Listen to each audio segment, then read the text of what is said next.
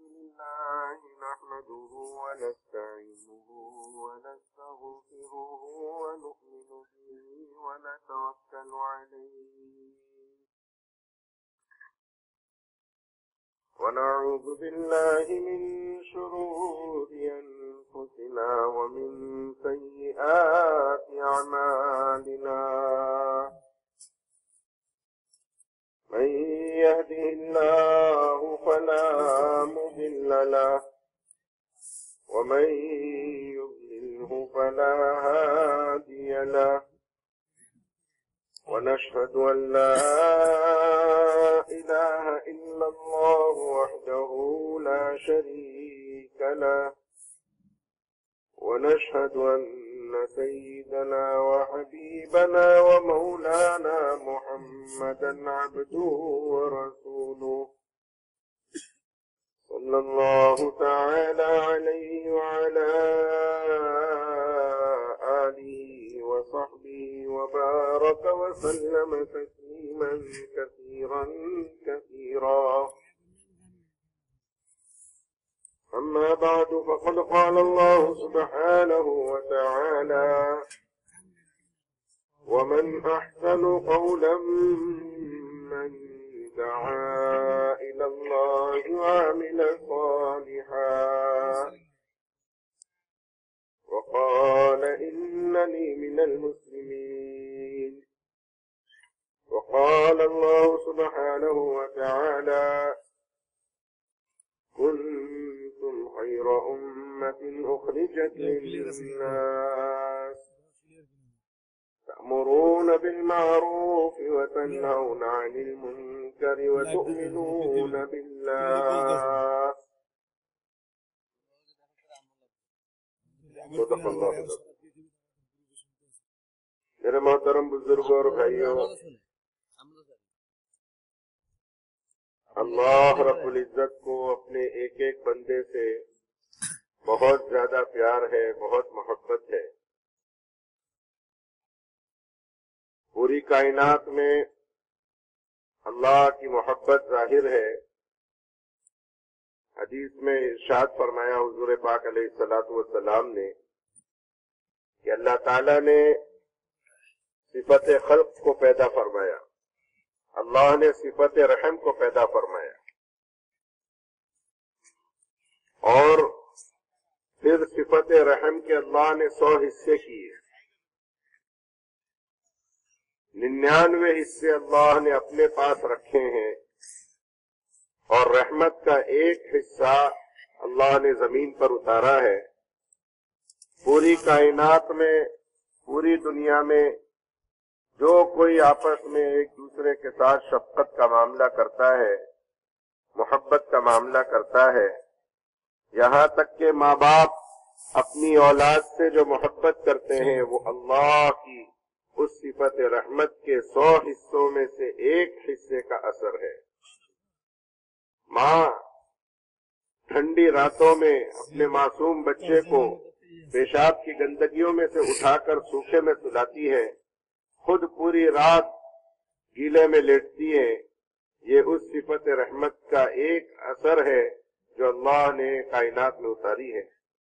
یہاں تک کہ جنگلی جانور، درندے، شیر، چیتے، پھاڑ کھانے والے جانور جن کے دانت ایسے نوکیلے کہ اگر کسی کو پکڑ لے تو بوٹیاں نوچتے، وہ درندے بھی اپنے بچوں کو جب اٹھاتے ہیں محبت سے تو ان بچوں کے بدن پر ایک خراش تک نہیں آتی۔ یہ کیا ہے؟ یہ اللہ کی صفت رحمت اور اللہ کے پیار اور اللہ کے 100 حصے جو رحمت کے، اس میں سے ایک حصہ جو اللہ نے دنیا میں اتارا ہے، اس کا یہ اثر ہے کہ جنگلی جانور بھی اپنے بچوں پر مہربانی کرتے۔ تو جب پوری کائنات میں ایک حصہ رحمت کا اتنا اثر ہے جو ہم دیکھ رہے ہیں، تو سوچیں کہ وہ اللہ جس کے پاس 99 حصے رحمت کے ہوں گے، وہ اللہ کتنے رحیم ہیں، اور وہ اللہ اپنے بندوں سے کتنا پیار کریں گے۔ اور قیامت کے دن اللہ تعالیٰ اپنے اس ایک حصے رحمت کو بھی اٹھا لیں گے، اور 100 حصے مکمل کر کے قیامت کے دن اللہ اپنے بندوں پر رحمت کے 100 حصوں سے رحم فرمائیں گے، तो किस तरह अल्लाह अपने बंदों पर मेहरबानी फरमाए। बिस्मिल्लाहिर्रहमानिर्रहीम। मोहतरम भाई दोस्तों बुजुर्गों मुअज़्ज़ज़ मेहमान, আল্লাহ পাকের হামসানার পরে কোরআনে কারিমের আয়াত তেলাওয়াত করে বলছেন যে আল্লাহ জাল্লা শাআনুহু সবথেকে বেশি ভালোবাসেন বান্দাকে, মানুষকে। মানুষ আল্লাহ পাকের সবথেকে প্রিয়, সবথেকে মাহবুব। আল্লাহ জাল্লা শাআনুহু সর্বপ্রথম তেনার যে সিফাতগুলো আছে, গুণাবলীগুলো আছে, এই সিফাত ও গুণাবলীর মধ্যে সর্বপ্রথম যে সিফাত আল্লাহ জাল্লা শাআনুহু সৃষ্টি করছেন সেটা হলো খালক। হাদিসে পাকের মধ্যে আসছে সর্বপ্রথম আল্লাহ পাক খালক সৃষ্টি করছেন, সৃষ্টি। আল্লাহ যে সৃষ্টিকর্তা খালিক, ওই খালিকের খালক সৃষ্টি, এটা আল্লাহ পাক প্রথমে সৃষ্টি করছেন। এরপরে আল্লাহ জাল্লা শাআনুহু খালক সৃষ্টি করে আল্লাহ পাক রহম সৃষ্টি করছেন, রহম, দয়া, মেহেরবানি, করুণা। আল্লাহ পাকের কাছে করুণা আছে, দয়া আছে, মেহেরবানি আছে, রহম আছে। হাদিসে পাকের মধ্যে আসছে যে আল্লাহ জাল্লা শাআনুহু তিনার কাছে যে দয়ার ভান্ডার, তিনি যে রহিম, রহমান, দয়ালু, মেহেরবান, তিনার এই রহমকে 100 ভাগে ভাগ করেছেন। 100 ভাগ করে 99 ভাগ আল্লাহ জাল্লা শাআনুহু তিনি তিনার নিজের কাছেই রাখছেন। আর 1 ভাগ রহম, 1 ভাগ দয়া আল্লাহ জাল্লা শাআনুহু কুল কায়নাতের সমস্ত মাখলুকের মধ্যে আল্লাহ পাক বন্টন করে দিয়েছেন। 99 ভাগ দয়া আল্লাহ পাক তিনি নিজের কাছেই রাখছেন, সংরক্ষিত, তিনার কাছেই মাহফুজ। আর 1 ভাগ দয়া আল্লাহ পাক কুল কায়নাতের সমস্ত মানব দানব, সমস্ত মাখলুকাতকে আল্লাহ পাক দিয়েছেন। যার কারণেই তো মানুষ মানুষকে ভালোবাসে, একে অন্যের মহব্বত করে, দয়া করে। এই 1 ভাগ দয়ার কারণেই তো মা তার প্রতি বাচ্চাকে, ছোট বাচ্চাকে প্যার করে, ভালোবাসে, আদর করে, সোহাগ করে। এমনকি কঠিন শীতের কনকনে রাতে বাচ্চা যখন পিশাব করে ভিজে দেয়, 1 পাশ ভিজে যায়, শীতের দিনে পিশাবের দুর্গন্ধ আবার ভিজা, মা কি করে বলে ছোট বাচ্চাকে আদর করে, সোহাগ করে, মহব্বত করে, বলে তাকে এরকম ভাবে নিজে গরম কাপড় দিয়ে জড়িয়ে রাখে। আর এই মা সারা রাত শীতের মধ্যে ভিজা পিশাবের মধ্যে শুয়ে ঘুমায়। বলে কিসের কারণে? বলছে আল্লাহ পাক এই মায়ের দিলে, অন্তরে এই বাচ্চার প্রতি মায়া আর মমতা ঢেলে দিয়েছেন। যার কারণে তো এই মা তার এই শিশুকে ভালোবেসে রাত ভর শীতের দিনে কনকনে শীতে কষ্ট করছে আর বাচ্চাকে আদর করছে, সোহাগ করছে।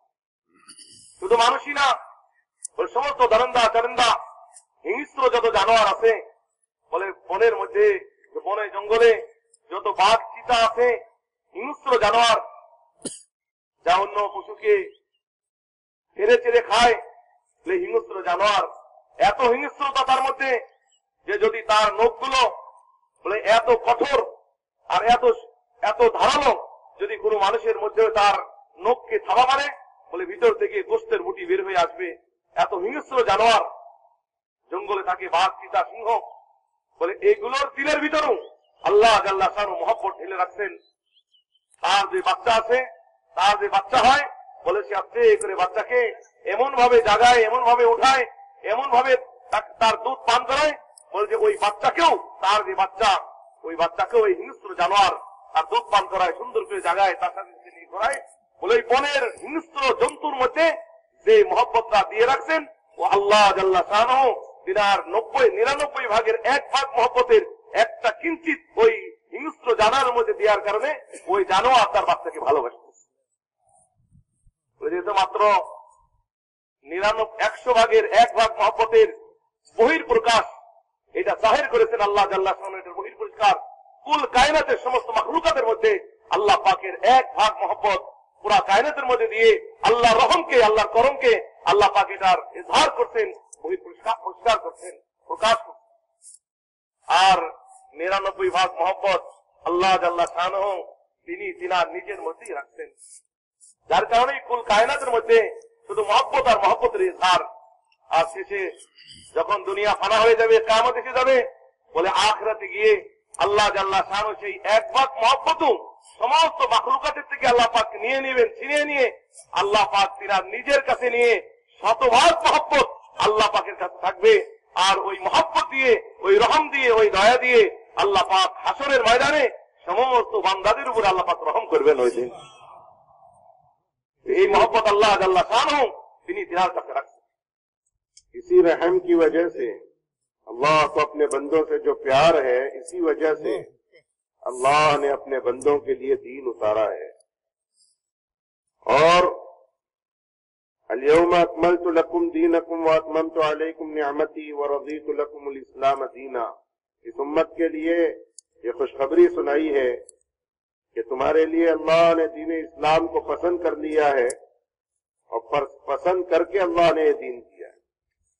हर जमाने में अल्लाह ने इंसानों को कामयाब करने के लिए अपना दीन नाजिल फरमाया, और चूंकि अपने बंदों से अल्लाह को मोहब्बत है, इसी मोहब्बत की वजह से अल्लाह ने नबियों का सिलसिला शुरू फरमाया।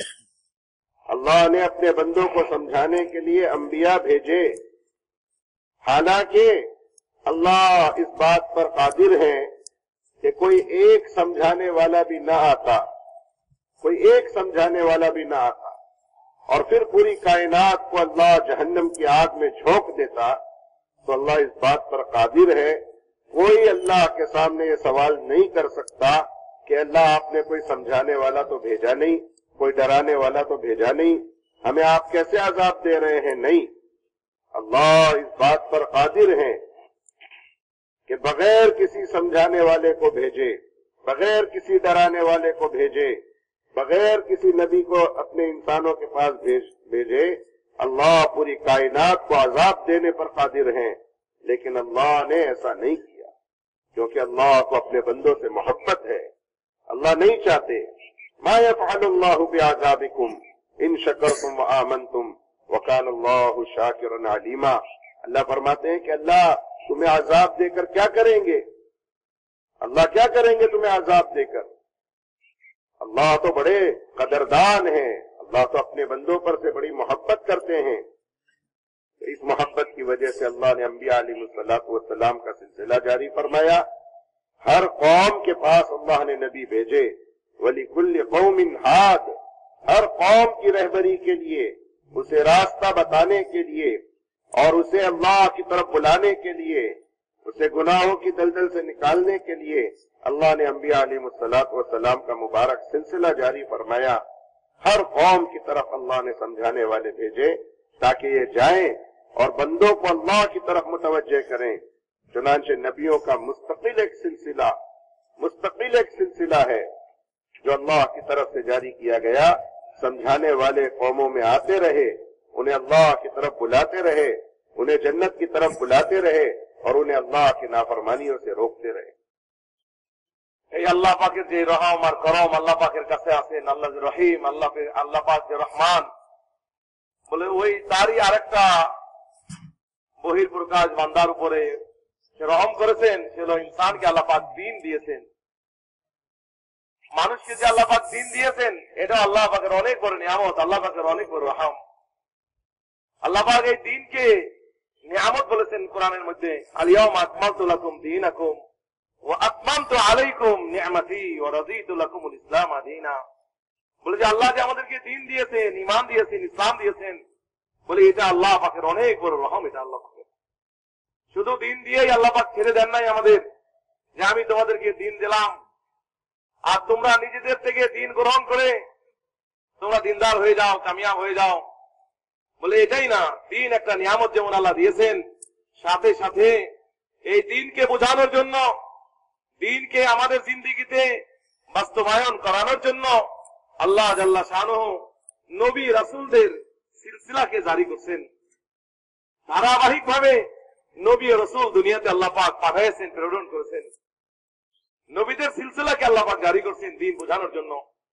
না হলে আল্লাহ পাক এই ব্যাপারে মোটেও নাউজুবিল্লাহ দোষী হইতেন না যে আল্লাহ পাক বান্দাদের কাছে নবীও পাঠাইলেন না, কোরআন কিতাবও পাঠাইলেন না, আর এরকম ভাবে জাহান্নাম তৈরি করে রাখছে, রেডি করে রাখছে তাদের জন্য।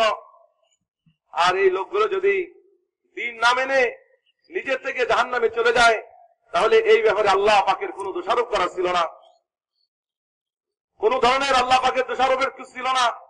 আল্লাহ পাক চাইলে এরকম করতে পারতেন, আর এরকমও যদি করতেন তাও আল্লাহ পাকের কোনো এরকম ভাবে পরোয়া থাকতো না। কিন্তু তারপরও আল্লাহ জাল্লা শানুহু নবীদের সিলসিলাকে আল্লাহ পাক জারি করছেন। ধারাবাহিকভাবে নবী আসছেন। কোরআনে কারিমের মধ্যে আল্লাহ পাক বলছেন যে আল্লাহ পাক তোমাদের আযাব দিয়ে আল্লাহ পাকের কি লাভ, মা ইয়াফালুল্লাহু বিআযাবিকুম, বলছে আল্লাহ পাক তোমাদের আযাব দিয়ে আল্লাহর কি লাভ হবে, লাইন শাকারতুম ওয়া আমানতুম, যদি তোমরা আল্লাহর শুকরিয়া আদায় করো আর ঈমান আনো, তো আল্লাহ পাক তোমাদের শাস্তি দিয়ে কি লাভ। বলে তাও আল্লাহ পাক করতে পারতেন, কিন্তু আল্লাহ পাক বান্দার উপরে বড় রহম করেছেন। আল্লাহ পাক বান্দার উপরে বড় করম করেছেন যে আল্লাহ পাক নবীদের সিলসিলাকে জারি করছেন। আর এই কথা ইরশাদ করেছেন লিকুল্লি কওমিন হাদ, যে প্রত্যেক কওমের জন্য, প্রতিটি জনপথের জন্য, প্রতিটি এলাকার জন্য, প্রতিটি গোষ্ঠীর জন্য আল্লাহ জাল্লা শানু নবীদেরকে প্রেরণ করেছেন। নবীদের সিলসিলাকে আল্লাহ জাল্লা শানু জারি করছেন। আর হযরত আম্বিয়া আলাইহিস সালাতু ওয়াস সালাম যিনারা আসছেন, আর এরকম ভাবে প্রত্যেকটি জনপথে গিয়ে বলে যে এই দাওয়াতের মেহনত, মানুষকে আল্লাহ পাকের দিকে দাওয়াত, মানুষকে জাহান্নামের ভয় দেখানো, জাহান্নামের ব্যাপারে সতর্ক করা, আর জান্নাতের এরকম ভাবে সুসংবাদ দেওয়ার জন্য আল্লাহ জাল্লা শানু নবীদের সিলসিলাকে জারি করছেন। আর হযরত আম্বিয়া আলাইহিস সালাতু ওয়াস সালাম আসছেন আর মানুষদেরকে সতর্ক করছেন জাহান্নামের থেকে, মানুষকে সতর্ক করছেন আখিরাতের আযাব থেকে, আর মানুষদেরকে সুসংবাদ দিয়েছেন জান্নাতের এবং আখিরাতের। এই সিলসিলা আল্লাহ পাক জারি করছেন। বলে এটাও আল্লাহ পাকের বহুত বড় একটা রহম, আল্লাহ পাকের বহুত বড় একটা করম যে আল্লাহ দ্বীন দিয়েছেন। আর দ্বীনকে বোঝানো সমঝানোর জন্য আল্লাহ পাক নবীদের ধারাবাহিকতা, নবীদের সিলসিলাকে আল্লাহ পাক জারি করছেন। ये नबूवत का सिलसिला चलता रहा, कौमों की तरफ नबी आते रहे, एक एक लाख की कौम की तरफ भी अल्लाह ने नबी भेजे, एक एक खानदान की तरफ, एक एक कबीले की तरफ नबी अल्लाह का पैगाम सुनाते रहे, यहां तक कि हजरत ईसा अलैहिस्सलातु वस्सलाम दुनिया में तशरीफ लाए और फिर आसमानों पर उठाए गए। हजरत ईसा अलैहिस्सलातु वस्सलाम से लेकर 600 साल तक तकरीबन दुनिया में कोई नबी नहीं आया। हजरत ईसा अलैहिस्सलातु वस्सलाम के बाद कोई नबी दुनिया में 600 साल तक तकरीबन नहीं आया। इन 600 सालों की मुद्दत में जब समझाने वाले दुनिया में न रहे, जब दावत का काम करने वाले दुनिया में न रहे, जब दावत न रही, तो हालात इतने बिगड़े कि ये पूरी कायनात जुल्म और तुग़यान और फसाद और कत्ल और गारतगिरी और शिर्क के अंधेरों से भर गई। पूरी कायनात जुल्म का गहवारा बन गई। हर तरफ जुल्म, हर तरफ कत्ल और गारत, किसी की इज्जत महफूज नहीं, किसी का माल महफूज नहीं, किसी की जान महफूज नहीं। इंसानियत जानवर से ज्यादा बदतर हो गए। उलाइका कल अनआम बल हुम अज़ल, ये जानवर हैं बल्कि जानवर से ज्यादा बदतर हैं। जहालत के आखिरी हद तक इंसानियत पहुंच गई, यहां तक कि उस जमाने को तारीख वाले जमाने जाहिलियत के नाम से याद करते हैं कि ये वो जमाना है जिसमें हर तरफ जाहिलियत थी, हर तरफ जाहिलियत थी, यहां तक कि इंसान जानवर से ज्यादा गंदा हो गया। खुद मक्कतुल मुकर्रमा और वो जगह जहां अंबिया अलैहिस्सलातु वस्सलाम आया करते थे, जहां अल्लाह ने अपने तौहीद के लिए अपने नबी के हाथों से घर बनाया, काबतुल्लाह जो एक अल्लाह की इबादत के लिए बनाया गया, उस काबे में 360 झूठे खुदा रखे गए। अल्लाह की इबादत के लिए बनाया गया अल्लाह का वो पहला घर काबा, और उसमें 360 झूठे खुदा रखे गए।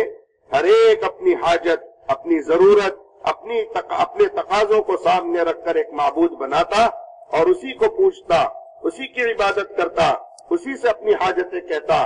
तौहीद का तो इस तरह जनाजा निकला। आखिरी हद पर पहुंच गए। अल्लाह के अलावा अल्लाह के हर गैर को अपना खुदा मान। जिससे नफा हुआ वो हमारा खुदा, जिससे नुकसान हो वो हमारा खुदा, जिससे डर लगे वो हमारा खुदा। हर पत्थर, हर दरख्त, हर चीज को अपना खुदा बना लिया।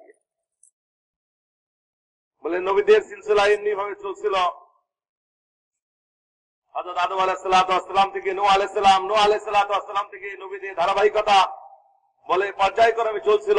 একে বাদে দিগার পর্যায়ক্রমে নবীদের ধারা, নবীদের সিলসিলা জারি ছিল। চলতে চলতে হযরত ঈসা আলাইহিস সালাম পর্যন্ত এসে এক পর্যায়ে যখন নবীদের এই সিলসিলাকে এরকম ভাবে খতম হলো, নবীদের সিলসিলা এক পর্যায়ে এসে যখন থেমে গেল, আল্লাহ পাক এই ধারাতে, এই জগতে আপাততের জন্য নবী পাঠানো বন্ধ করে দিলেন। তো হযরত ঈসা আলাইহিস সালামকে যখন আল্লাহ পাক আসমানে উঠায় নিলেন, আসমানে উঠায় নেওয়ার পরে 600 বছর কম বেশি বলে যে আল্লাহ জাল্লা শানু নবীদের সিলসিলাকে বন্ধ রাখলেন। এই জগতে, এই দুনিয়াতে, এই ভূপৃষ্ঠে এই মানব জাতির কল্যাণের জন্য, হেদায়েতের জন্য নবীদের দ্বারা যখন বন্ধ হয়ে গেল, তো ওই সময়কার মানুষ ঈসা আলাইহিস সালামের পর থেকে নিয়ে আমাদের নবী মুহাম্মদ আরবি সাল্লাল্লাহু আলাইহি সাল্লাম পর্যন্ত এই 600 বছর, 610 বছর নবীদের সিলসিলা বন্ধ থাকার কারণে, বলে যে দাওয়াতের মেহনত বন্ধ থাকার কারণে আসমান থেকে আসমানে ওহী নাজিল হওয়া বন্ধ থাকার কারণে নবুয়তের দরজা বন্ধ, নবী আসা বন্ধ হয়ে গেল, কোরআন কিতাব বন্ধ হয়ে গেল, দাওয়াতের মুবারক মেহনত যখন আর চালু থাকলো না, বন্ধ হয়ে গেল। তো আস্তে আস্তে মানুষের মধ্যে খারাপি আসা শুরু হলো। এই পরিমাণ খারাপি আসলো যে খারাপ হইতে হইতে ইনসান আর ইনসানের কাতারে থাকলো না, মানুষ আর মানুষের দরজায় থাকলো না, মানুষের থেকে মনুষ্যত্ব বের হয়ে গেল। এই লোকগুলো পশুত্বের জিন্দেগি যাপন শুরু করে দিল। এই লোকগুলোর মধ্যে আর মনুষ্যত্ব, ইনসানিয়ত বলতে কোনো কিছুই তাদের মধ্যে থাকলো না। আল্লাহ জাল্লা শানুহু কোরআনে কারিমের মধ্যে সাফ বলে দিচ্ছেন যে ওরা মানুষ না, উলাইকা কাল আনআম বাল হুম আযাল উলাইকা হুমুল গাফিলুন। ওরা মানুষ না, উলাইকা কাল আনআম, ওরা হলো চতুষ্প জন্তু, ওরা মানুষ না। না না না, চতুষ্প জন্তুও না। গরু, ছাগল, ভেড়া, দুম্বা এরা চতুষ্প জন্তু, যার 4টা পা আছে। বলে না না, এরা এইরকম না। বাল হুম আযাল্লু সাবিলা, বাল হুম আযাল, বলে তার থেকে ওরা নিকৃষ্ট হয়ে গেল। তারা নবুয়তি দ্বারা বন্ধ থাকার কারণে, দাওয়াতের এই মুবারক মেহনত বন্ধ থাকার কারণে, দাওয়াতের এই মেহনত চলা বন্ধ হওয়ার কারণে বলে মানুষ আর মানুষ থাকলো না। আল্লাহ পাক এদেরকে মানুষ বলছেন না, উলাইকা কাল আনআম বাল হুম আযাল, বলে এরা মানুষের থেকে আর নিকৃষ্ট হয়ে গেল।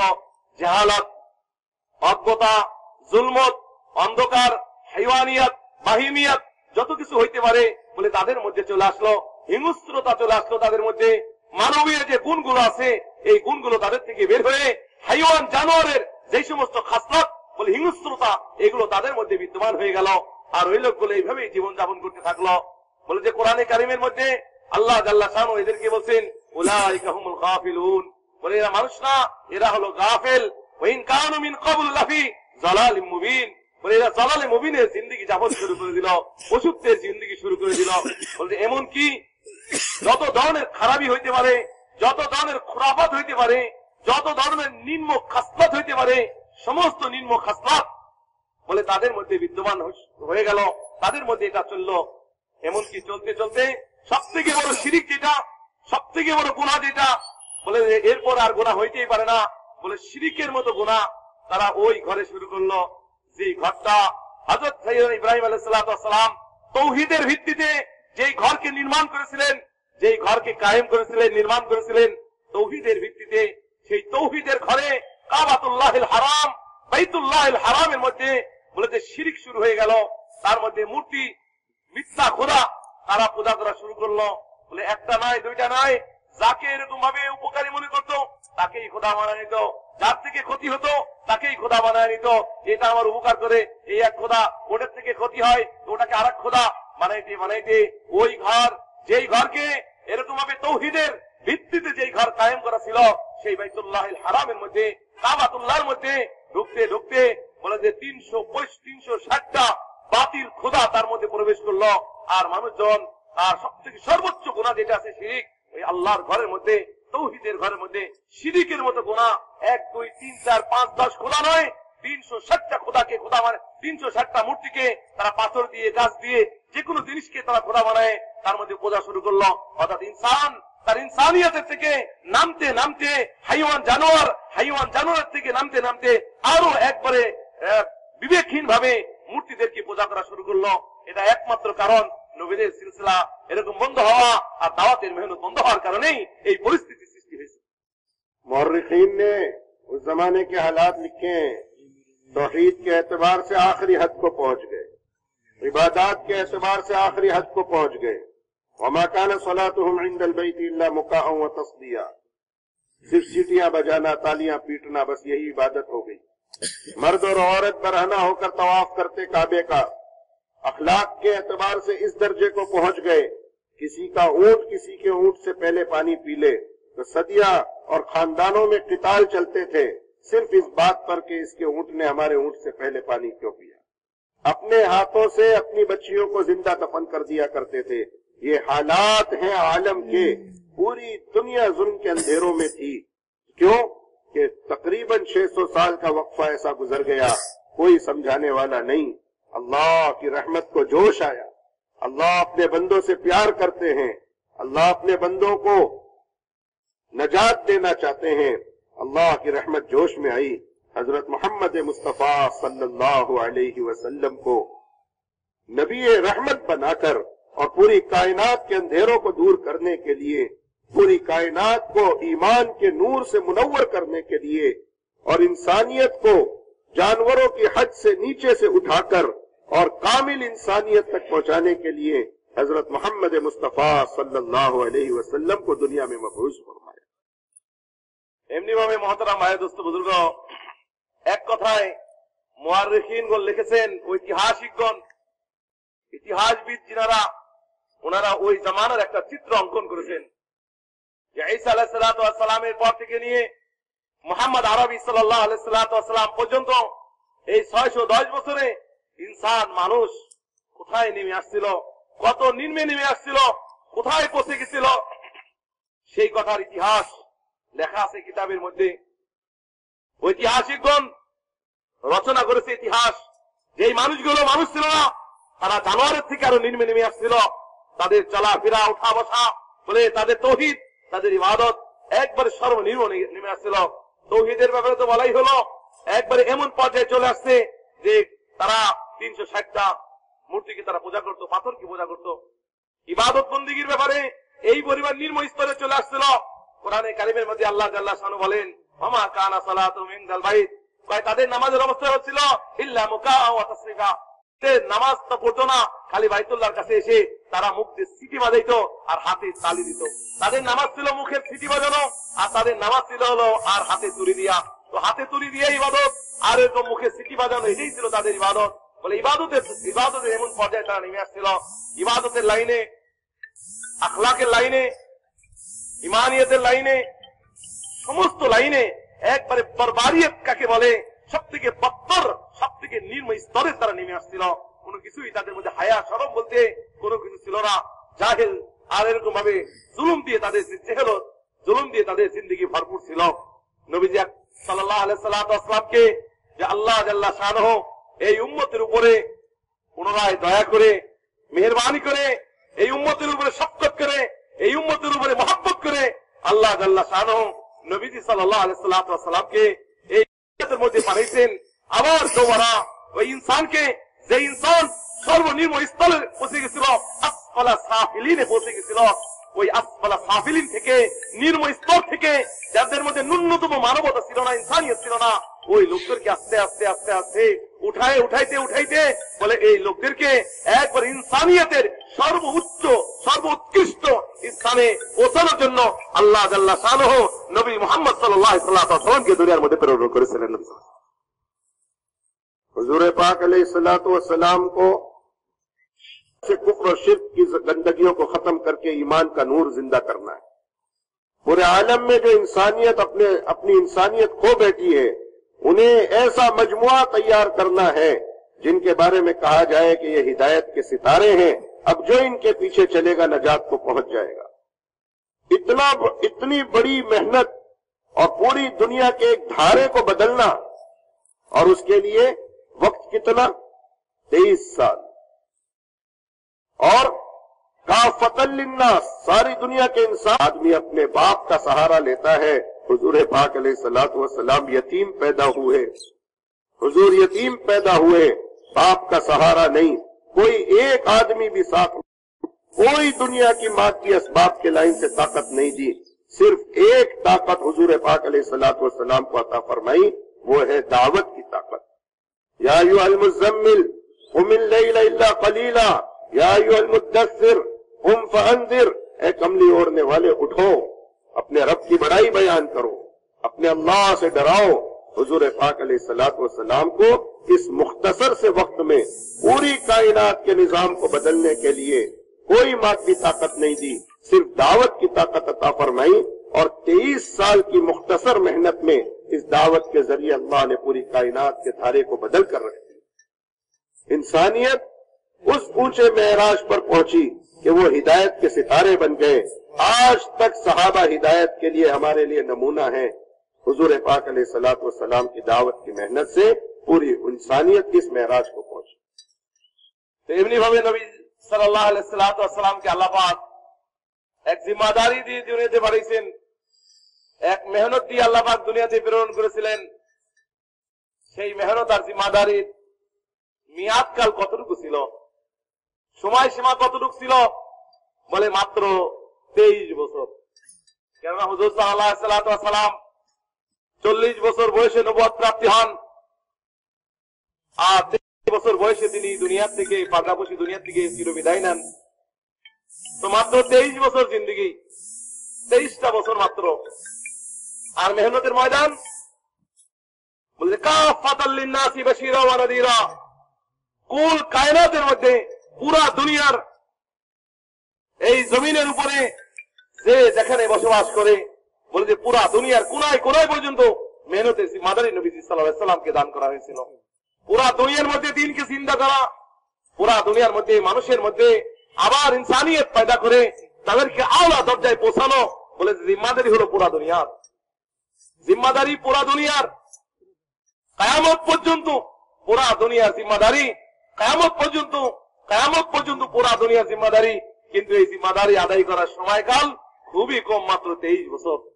এই 23 বছরের ভিতরে ইনসান যেই পর্যায়ে পৌঁছে গিয়েছিল, ওই পর্যায় থেকে ওই গভীর ওই ইনসানিয়তের যে নির্মমানের গভীরতায় পৌঁছে গিয়েছিল, ওখান থেকে তাদেরকে উঠায় এনে তুলে এনে তাদেরকে সিতারা বানাইতে হবে, তাদেরকে নক্ষত্র বানাইতে হবে, তাদেরকে আসমানের তারা বানাইতে হবে, কিয়ামত পর্যন্ত আনাওয়ালা মানুষের জন্য তাদেরকে নমুনা বানাইতে হবে। এটাই হলো রাসূল আকরাম সাল্লাল্লাহু আলাইহি ওয়াসাল্লামের জিম্মাদারি। জিম্মাদারি অনেক বড়, পুরা দুনিয়ার জিম্মাদারি, সময় একবারে কম, মাত্র 23 বছর। আর জাহিরি ভাবে বাহ্যিক ভাবে কোন আসবাব রাসূলুল্লাহ সাল্লাল্লাহু আলাইহি ওয়াসাল্লামকে দেওয়া হয় নাই। না মাল ছিল, না এরকম মুলক ছিল, না এরকম টাকা পয়সা ছিল, না রাজত্ব ছিল, না জোর ছিল, না জনবল ছিল, না অর্থবল ছিল, না রাসূলুল্লাহ সাল্লাল্লাহু আলাইহি ওয়াসাল্লামের কাছে মাদি জাগতিক কোন শক্তি রাসূলুল্লাহ সাল্লাল্লাহু আলাইহি ওয়াসাল্লামের কাছে ছিল। এমনকি মানুষ নিজের সাহারা মনে করে, নিজের বাপ থাকলেও তো একটু সাহারা পায়। নবীজি সাল্লাল্লাহু আলাইহি ওয়াসাল্লাম দুনিয়া থেকে আসার আগেই ইতিম করে নবীকে দুনিয়াতে পাঠানো হয়েছে। বাবার সাহারাও ছিল না, মার সাহারাও ছিল না, মালের সাহারা ছিল না, হুকুমতের কোন সাহারা ছিল না, কোনো কিছুরই নবী সাল্লাল্লাহু আলাইহি ওয়াসাল্লামের জাহিরি উপকরণ হিসেবে, জাহিরি আসবাব হিসেবে কোনো কিছুই রাসূলুল্লাহ সাল্লাল্লাহু আলাইহি ওয়াসাল্লামের কোনো ব্যবস্থাপনা ছিল না। বলে কি ছিল? এই মানবতাকে বলে যে জাহালাত এবং জুলমতের গভীর থেকে উঠে এনে তাদেরকে পুরা দুনিয়া নক্ষত্র বানাইতে হবে। আসহাবি কান নুজুম, বলে রাসূলুল্লাহ সাল্লাল্লাহু আলাইহি ওয়াসাল্লাম মেহনত করে এই সাহাবী, এই লোকদেরকে যারা এরকম জাহেল ছিল, জালেম ছিল, তরবারিয়ত, হাইওয়ানিয়ত, বাহিমিয়ত এটা দিয়ে যাদের জিন্দেগি ভরপুর ছিল, ওই লোকদেরকে বের করে এনে তাদেরকে আসমানে তারকা বানিয়ে দিতে হবে। এই জিম্মাদারি রাসূলুল্লাহ সাল্লাল্লাহু আলাইহি ওয়াসাল্লাম। অথচ এই জিম্মাদারি আদায় করার জন্য, এই জিম্মাদারি পূরণ করানোর জন্য বাহিরি কোনো আসবাব ছিল না, মাল ছিল না, মুল্ক ছিল না, জোর ছিল না, ঝড় ছিল না, কোনো কিছুই রাসূলের ছিল না। একমাত্র স্বভাব যেটা ছিল সেটা হলো দাওয়াত ইলাল্লাহ। এই দাওয়াতের মেহনত ছিল রাসূলুল্লাহ সাল্লাল্লাহু আলাইহি ওয়াসাল্লাম কাছে। বলে যে এই মেহনতের মাধ্যমেই মানুষকে তার এরকম ভাবে ওই হালাত থেকে উঠে এনে তাকে পুরা দুনিয়া বিশ্ববাসীর জন্য তাকে ধ্রুব নক্ষত্র বানাইতে হবে, তাকে আসমানের তারা বানাইতে হবে। আসমানের তারকা হলো হযরত সাহাবায়ে কেরাম রাদিয়াল্লাহু তাআলা বানাই দিয়েছেন আসহাবি কান নুজুম। বলে যে কোনো ব্যক্তি সাহাবীকে ইক্তিদা করবে বলে সে হেদায়েত পেয়ে যাবে। এরকম এক মডেল আর নমুনা বানানোর জিম্মাদারি রাসূল আকরাম সাল্লাল্লাহু আলাইহি ওয়াসাল্লামকে দান করা হয়েছিল। আর এই দাওয়াতের মাধ্যমেই রাসূলুল্লাহ সাল্লাল্লাহু আলাইহি ওয়াসাল্লাম সাহাবাদেরকে ওই পর্যায়ে পৌঁছেছিলেন। हुजूर सल्लल्लाहु अलैहि वसल्लम ने अंबिया अलैहिस्सलाम की तरह मेहनत शुरू कर दी, अकेले तने तन्हा, कोई हुजूर का साथ देने वाला नहीं। अल्लाह की तरफ बुलाना शुरू किया, एक एक के पास जाकर, एक एक की खुशामद दे करके एक एक को अल्लाह की तरफ बुलाना शुरू किया। अपनी कौम को डराया, सफा पहाड़ी पर चढ़कर फरमाया, ए मेरी कौम, क्या मैं तुम्हें यूं कहूं कि इस पहाड़ी के पीछे एक लश्कर तैयार खड़ा है, कामयाब करेंगे? बस ये कहना था। और सगे चचा ने जमीन से पत्थर उठाकर अल्लाह के नबी की तरफ मारा और कहा, है मोहम्मद, क्या इसलिए हमें यहाँ जमा किया था? अल्लाह ने इतनी नाराजगी जाहिर की, अल्लाह ने उस पर लानत फरमा दी। कयामत तक लोग कुरान पढ़ते रहेंगे और तब्बत यदा अबी लहब पढ़ते हुए उस पर लानत करते रहेंगे। लेकिन हुजूर ने मेहनत नहीं छोड़ी, एक एक के पास जा रहे हैं और जो कुछ कुर्बान करना था किया। लोगों ने जादूगर कहा, लोगों ने दीवाना कहा, लोगों ने दुनिया का मालो दौलत पेश किया। अबू जहल तो यहाँ तक कहने लगा, ए मोहम्मद सल्लल्लाहु अलैहि वसल्लम, आप कितनी बार आओगे हमारे पास समझाने के लिए? बस हो गया, बस हो गया। अगर तुम ये चाहते हो कि मैं अल्लाह के सामने कल कह दूं कि हाँ इन्होंने हमें समझाया था, तो मैं कह दूंगा बस करो अब। लेकिन हुजूर जाते रहे, लोगों को समझाते रहे, अपनी जान और माल की कुर्बानियां देते रहे, यहाँ तक के हालात ऐसे हुए कि हुजूर पाक अलैहिस्सलातु वस्सलाम के घर में 2-2 महीने गुजर जाते थे, चूल्हा नहीं जलता था। माइशा फरमाती है, हम एक चांद देखते, दूसरा चांद देखते, तीसरा चांद देखते, 2 महीनों में 3 चांद देखते, हमारे घर में कभी आग नहीं जलती। 40-40 दिन हुजूर के घरानों में फाते होते और अल्लाह के नबी खजूर खाते, पानी पी लेते और इस तरह जिंदगी गुजारते। अल्लाह के दीन के लिए हुजूर पाक अलैहिस्सलातु वस्सलाम की 2-2 बेटियों को भरे मजमे में तलाक दे दिया गया। अल्लाह के दीन की मेहनत के खातिर हुजूर पाक अलैहिस्सलातु वस्सलाम के दंदाने मुबारक शहीद कर दिए गए। अल्लाह के दीन की मेहनत के खातिर हुजूर पाक अलैहिस्सलातु वस्सलाम को हर तकलीफ से गुजारा गया। हुजूर कहते हैं, जितना मुझे अल्लाह के दीन के लिए डराया गया और जितना मुझे इस दीन के लिए सताया गया, किसी नबी को नहीं डराया गया, किसी नबी को नहीं सताया गया। मोहतरम भाई, दोस्तों, बुजुर्ग, অন্য নবীদের মতোই আমাদের নবী মুহাম্মদ সাল্লাল্লাহু আলাইহি ওয়াসাল্লামকে আল্লাহ পাক এই দাওয়াতের মোবারক মেহনত দিয়ে দুনিয়াতে পাঠিয়েছেন। বলে যে ওই লোকদেরকে বলে যে তার থেকে বদতিনি বেদিনী থেকে তাদেরকে বের করে এনে ইসলামের সুন্দর এক জিন্দেগির মধ্যে আনার জন্য নবীজি সাল্লাল্লাহু আলাইহি ওয়াসাল্লাম নতুন কোন পন্থা অবলম্বন করেন নাই।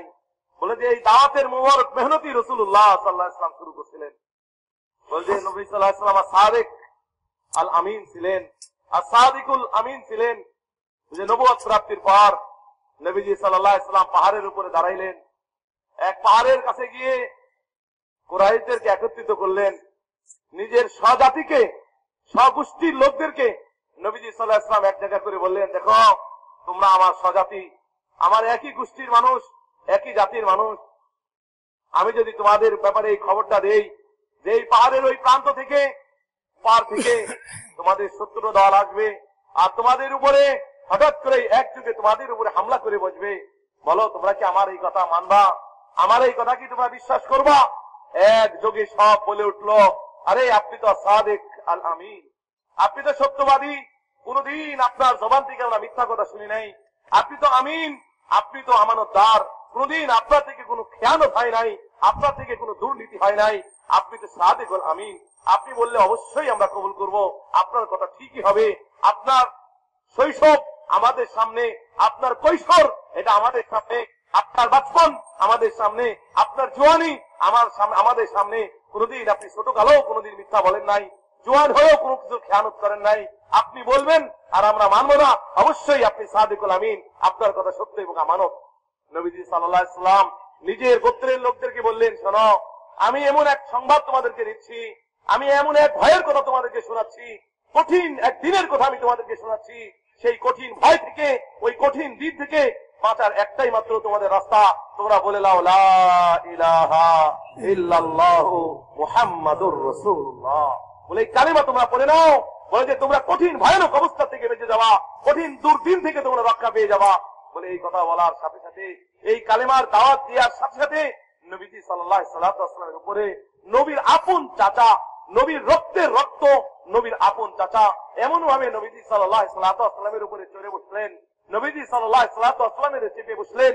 নবীজি সাল্লাল্লাহু আলাইহি ওয়াসাল্লামকে কাযযাব আর মিথ্যাবাদী বলে দিলেন, আর বললেন এই কারণেই তুমি আমাদেরকে জমা করেছো, ওয়ালিহাযা জামাআতানা, এই কারণেই তুমি আমাদেরকে একত্রিত করেছো। নবীজি সাল্লাল্লাহু আলাইহি ওয়াসাল্লামকে চরম মিথ্যাবাদী সাব্যস্ত করলো, নবীকে সাহের বলল, কাহিন বলল, কাযযাব বলল। নবীজি সাল্লাল্লাহু আলাইহি ওয়াসাল্লামকে বিভিন্ন ধরনের খারাপ লকবে ভূষিত করলো নবীজি সাল্লাল্লাহু আলাইহি ওয়াসাল্লামকে। কিন্তু আল্লাহর নবী সাল্লাল্লাহু আলাইহি ওয়াসাল্লাম মেহনত করতেই থাকলেন।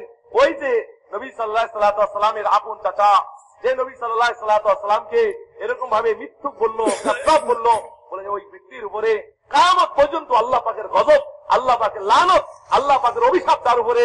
কোরআনে কারিমের মধ্যে তার জন্য সূরা নাযিল হয়ে গেছে, তাব্বাত ইয়াদা আবি লাহাবি ওয়া তাব। বলে ধ্বংস হয়ে যাবে আবু লাহাব, বলে অবশ্যই সে ধ্বংস হয়ে যাবে। বলে আবু লাহাবের ধ্বংসের এরকম তার ধ্বংসের অভিশাপ বলে যে শুরু হয়ে গেছে, কিয়ামত পর্যন্ত চলতেই থাকবে তার ব্যাপারে। নবীজি সাল্লাল্লাহু আলাইহি ওয়াসাল্লামকে দায়িত্ব দেওয়ার পরে নবীজি সাল্লাল্লাহু আলাইহি ওয়াসাল্লাম মেহনত করতেই থাকছেন। কেননা আল্লাহ পাক কোরআনে কারিমের মধ্যে ইয়া আইয়ুহাল মুযাম্মিল ইয়া আইয়ুহাল মুদ্দাসসির কুম ফাআনজির ইয়া আইয়ুহাল মুযাম্মিল কুমিল লাইলা ইল্লা কালিল। বলে আল্লাহ পাক কম্বলওয়ালাকে ডেকে ডেকে উঠছে, ওঠো, তুমি তোমার তাবলীগ করো, তুমি তোমার দাওয়াত দিতেই থাকো। নবীজি সাল্লাল্লাহু আলাইহি ওয়াসাল্লাম এমনি হয়ে দাওয়াত দিতেই থাকছেন। বল চলতে চলতে এমন অবস্থা যে আবু জাহালের কাছে নবীজি সাল্লাল্লাহু আলাইহি ওয়াসাল্লাম কত শতবার রাসূলুল্লাহ সাল্লাল্লাহু আলাইহি ওয়াসাল্লাম তার দাওয়াত দিয়েছেন। আবু জাহেল শেষ পর্যন্ত বিরক্ত হয়ে এই কথা বলতে বাধ্য হয়েছে, হে মুহাম্মদ, তোমার আর আমার কাছে আসা লাগবে না, তুমি আর আমার কাছে এসো না, আমি তো বিরক্ত হয়ে যাচ্ছি। এমনকি কথার কথা, তোমাকে যদি কিয়ামতের দিন আল্লাহ জিজ্ঞেস করে যে তুমি কতবার আমার কাছে আসছিলে, বলে ওই দিন আমি সাক্ষ্য দিয়ে দেবো, আমি ওই দিন সাক্ষী দিয়ে দেবো যে মোহাম্মদ আমার কাছে অনেকবার আসছে, প্রয়োজনে ওই সাক্ষীটাও আমি দিয়ে দেবো, তারপরও তুমি আমার কাছে আর আসবে না। বলে আবু জাহেল এই কথাও পর্যন্ত বলে দিয়েছে। কিন্তু রাসূলুল্লাহ সাল্লাল্লাহু আলাইহি ওয়াসাল্লাম মেহনত করতেই থাকছেন রাত দিন ধরে।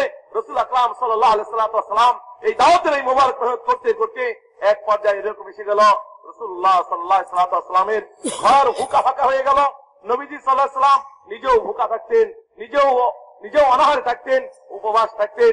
নবী সাল্লাল্লাহু আলাইহি ওয়াসাল্লামের আহল পরিবার তারাও ভুকা থাকতেন। হযরত আয়েশা রাদিয়াল্লাহু তাআলা বলেন, আমরা এক চাঁদ দেখতাম উঠে নিভে যেত, আর এক চাঁদ দেখতাম তাও নিভে যেত, আরেক চাঁদ দেখতাম তাও নিভে যেত, 2 মাস হয়ে যেত, 3 চাঁদ দেখতাম নবীজির ঘরে চুলা জ্বলতো না খাওয়ার জন্য। আল্লাহ নবী সাল্লাল্লাহু আলাইহি ওয়াসাল্লাম তিনার এই দায়িত্ব, তিনার এই জিম্মাদারি পুরো ইনসানিয়ত কিভাবে জাহান্নামের আগুন থেকে বেঁচে যায়, এই দাওয়াতের মেহনত করতে গিয়ে উনি অনাহারে থাকতেন, কালো খেজুর থাকতেন, সাথে একটু কালো পানি কখনো পান করে নিতেন, নিজেও ভোকা থাকতেন, নিজের বিবি সাহেবানরাও এরকম ভাবে ভোকা ফাঁকা থাকতো। আল্লাহ নবী সাল্লাল্লাহু আলাইহি ওয়াসাল্লাম এই মেহনত করতে গিয়েই তো নবীজি সাল্লাল্লাহু আলাইহি ওয়াসাল্লাম পেটে পাথর বাঁধছেন, মাসকে মাস এরকম ভাবে চোলাবিহীন থাকছেন। নবীজি সাল্লাল্লাহু আলাইহি ওয়াসাল্লাম এরকম ভাবে নিজের দান মোবারককে শহীদ করেছেন। নবীজি সাল্লাল্লাহু আলাইহি ওয়াসাল্লাম তিনার এই মিশনকে, তিনার এই মাকসাদকে বলতে আগায় নিতে গেছেন। বলে কত অফার ছিল, মক্কা আলারা কত ধরনের প্রস্তাব দিয়েছে নবী সাল্লাল্লাহু আলাইহি ওয়াসাল্লামকে, সমস্ত প্রস্তাবকে প্রত্যাখ্যান করেছে, সমস্ত প্রস্তাবকে রাসূলুল্লাহ সাল্লাল্লাহু আলাইহি ওয়াসাল্লাম ঠেলে সরাই দিয়ে এই দাওয়াতের মোবারক মেহনতকে নিয়ে নবীজি সাল্লাল্লাহু আলাইহি ওয়াসাল্লাম চলা শুরু করছেন, আর এক পর্যায়ে পৌঁছে গেছে। हुजूर सल्लल्लाहु अलैहि वसल्लम ने मुख्तसर वक्त में एक मेहनत करके एक मजमा तैयार किया। अल्लाह की तरफ से ये रहबरी थी, नबी जी आप इन पर मेहनत कीजिए और इन्हें दावत के काम के लिए तैयार कीजिए। अल्लाह ने भी हुजूर की उम्मत को हुजूर वाला काम दे दिया। कुंतुम खैर उम्मतिन उखरिजत लिन्नास, तुम बेहतरीन उम्मत हो, तुम लोगों के लिए निकाले गए हो। قیامت تک اللہ کا دین اب کیسے باقی رہے گا؟ حضور صلی اللہ علیہ وسلم قربانیاں دے کر دنیا سے جا چکے، اب قیامت تک اللہ کا دین کیسے باقی رہے؟ اس کا کیا انتظام اللہ نے کیا؟ تو اس کا انتظام اللہ نے یہ کیا کہ حضور کی ذات کو اپنے پاس بلا لیا، لیکن حضور کا کام حضور کے امت کے سپرد کر دیا۔ حضور کو اپنے پاس بلا لیا، لیکن نبی کی محنت کی ذمہ داری حضور کے غلاموں پر ڈال دی، اور قیامت تک اب اللہ کے نبی کی یہ امت اس کی ذمہ دار ہے۔ حضور پاک علیہ الصلوۃ والسلام نے صحابہ کو ان بنیادوں پر تیار کیا۔ کبھی کسی حال میں صحابہ کو اپنے گھروں پر بیٹھنے نہیں دیا، کبھی بیٹھنے نہیں دیا۔ کیوں؟ کیونکہ مسئلہ پوری انسانیت کا تھا۔ صحابہ مکہ مدینہ کے فضائل کو خوب جانتے تھے، صحابہ مکہ مدینہ کے فضائل کو خوب جانتے تھے۔ وہ جانتے تھے کہ مکے میں کعبے کی مسجد میں حرم پاک میں ایک نماز 1,00,000 نمازوں کے برابر ثواب رکھتی ہے۔ انہیں معلوم تھا کہ مدینے کی مسجد میں، حضور کی مسجد نبوی میں ایک نماز 50,000 نمازوں کا ثواب رکھتی ہے۔ انہیں اس کا یقین تھا، لیکن حضور پاک علیہ الصلوۃ والسلام نے اس کے باوجود صحابہ کو مکے مدینے میں رہنے نہ دیا، انہیں حرکت پر ڈالا، نکالا انہیں اللہ کے راستے میں ہر وقت ہر حال میں، اور اتنے فضائل سنائے اللہ کے دین کی محنت کے، اللہ کی طرف سے اتنے فضائل سنائے کہ صحابہ کو مدینے میں رہنا عیب معلوم ہونے لگا، مدینے میں رہنا ان کے لیے بوجھ ہو گیا۔ صحابہ نے اپنی جانوں کا سودا اللہ کے ساتھ کر دیا اور اللہ کے دین کی محنت میں چلتے رہے۔ এই জন্য নবী আকরাম সাল্লাল্লাহু আলাইহি ওয়াসাল্লাম কে তো দিয়ে আল্লাহ পাক অল্প সময়ের মধ্যে মাত্র 23 বছরের ভিতরে পুরা দুনিয়ার একটা দ্বীনি শিকল কায়েম হয়ে গেল। আল্লাহ পাক এই দ্বীনকে পরিপূর্ণ করে দিলেন, এই নিয়ামতকে আল্লাহ পাক পরিপূর্ণ করে দিয়েছেন। কোরআনে কারীমের মধ্যে তার এলান করে দিয়েছেন, ঘোষণা করে দিয়েছেন যে আমি আজকের দিনে দ্বীনকে পরিপূর্ণ করে দিলাম। তো 23 বছরের ভিতরে নবী সাল্লাল্লাহু আলাইহি ওয়াসাল্লামের মাধ্যমে আল্লাহ পাক এই দ্বীনকে পরিপূর্ণ করে দিলেন। কিন্তু পরবর্তীতে বলে কিয়ামত পর্যন্ত বলে যে এই দ্বীনের তাহাফ্ফুজ কেমনে হবে, এই দ্বীন সংরক্ষিত কেমনে থাকবে, এই দ্বীন বাকি কেমনে থাকবে, তার কি শিকেল, তার কি রাস্তা, তার কি পদ্ধতি হইতে পারে? বলে যে তার পদ্ধতি হলো রাসূল আকরাম সাল্লাল্লাহু আলাইহি ওয়াসাল্লাম নিজের সাহাবাদের জামাতকে তৈরি করলেন, নিজের সাহাবীদের এক জামাতকে তৈরি করলেন। 16 লক্ষ সাহাবীর এক জামাত, যে জামাত তারা এরকম ভাবে নিজের জিন্দেগির বাজি রেখে, নিজের জানের বাজি রেখে, নিজের জানকে জান মনে করতেন না, নিজের বিবিদের পরোয়া নাই, নিজের বাল বাচ্চার পরোয়া নাই, কাবা শরীফের এরকম ভাবে থাকার ইবাদতের কোন এরকম ভাবে তাদের এরকম পরোয়া নাই, বাইতুল্লাহ নামাজ পড়ার এরকম ভাবে কোনো পরোয়া নাই। বলে এরকম এক জামাতকে রাসূলুল্লাহ সাল্লাল্লাহু আলাইহি ওয়াসাল্লাম এই দ্বীনকে দুনিয়াতে বাকি রাখার জন্য, এই দ্বীনকে দুনিয়াতে সংরক্ষিত রাখার জন্য আল্লাহ রাসূল সাল্লাল্লাহু আলাইহি ওয়াসাল্লাম সাহাবাদের এক জামাতকে তৈরি করলেন, তাদের মধ্যে এক জজবাকে তৈরি করলেন, তাদের মধ্যে এক জজবা তৈরি হলো, তাদের এক শখ আসলো, তাদের মধ্যে এক স্পৃহা আসলো যে এই দ্বীন দুনিয়াতে জিন্দা রাখতে হবে, এই দ্বীন দুনিয়াতে জীবিত রাখতে হবে। এটা সাহাবায়ে কেরাম রাদিয়াল্লাহু আজমাইন এর জন্য তৈরি হয়ে গেলেন, নিজের জানের বাজি রাখা, নিজের বালের বাজি দিয়া তৈরি হয়ে গেলেন। সাহাবায়ে কেরাম এটা জানতেন যে মক্কায় নামাজ পড়লে কত নেকি, মক্কার ঘরে বাইতুল্লাহতে কাবাতুল্লাহিল হারামে যদি 1 ওয়াক্ত নামাজ পড়ে তো 1,00,000 ওয়াক্ত নামাজের নেকি পাবে। এই ফজিলত সাহাবাদের জানা ছিল। মদিনার মসজিদে, নবীর মসজিদে যদি কেউ নামাজ পড়ে তো 1 রাকাত নামাজে 50,000 রাকাতের নেকি, বলে এই নেকির কথাও সাহাবাদের জানা ছিল। বলে সব তিনারা জানতেন। তার উপরও আল্লাহ পাকের দ্বীনকে দুনিয়াতে বুলন্দ রাখার জন্য, আল্লাহ দ্বীনকে পুরা দুনিয়ার মধ্যে এরকম ভাবে পুনর্জীবিত করে রাখার জন্য সাহাবায়ে কেরাম রাদিয়াল্লাহু আজমাইন মক্কা ছাড়ছে, মদিনা ছাড়ছে, বিবি বাচ্চাদেরকে ছাড়ছে, বাচ্চাদেরকে এতিম করেছে, বিবিদেরকে বিধবা করে পুরো দুনিয়ার মধ্যে এরকম আল্লাহ রাসূলের দ্বীনকে দুনিয়াতে বাকি রাখার জন্য হযরত সাহাবায়ে কেরাম রাদিয়াল্লাহু আজমাইন পুরো দুনিয়ার কোনায় কোনায় গিয়ে তাদের কবরকে রচনা করেছে। বলে এরকম জামাত রাসূলুল্লাহ সাল্লাল্লাহু আলাইহি ওয়াসাল্লাম সাহাবায়ে কেরামের জামাতকে তৈরি করছেন। তারা ক্ষুধা, ভয়, ভীতি কোনো কিছুর পরোয়া না করে আল্লাহ দ্বীনকে দুনিয়াতে জিন্দা করার জন্য তারা সবরের পর সবর করছে। फरमाया हुजूर ने लगदवतुन फी सबीलिल्लाहि व रौहतुन खैरुम मिन दुनिया व मा फीहा, अल्लाह के रास्ते में एक सुबह निकल जाना या एक शाम थोड़ी देर के लिए निकल जाना दुनिया और दुनिया में जो कुछ है उससे ज्यादा बेहतर है। हुजूर सल्लल्लाहु अलैहि वसल्लम ने फरमाया लमौक़िफ़ु साअतन फी सबीलिल्लाह खैरुम मिन क़ियाम लैलतिल क़द्र इंदल हजरिल अस्वद।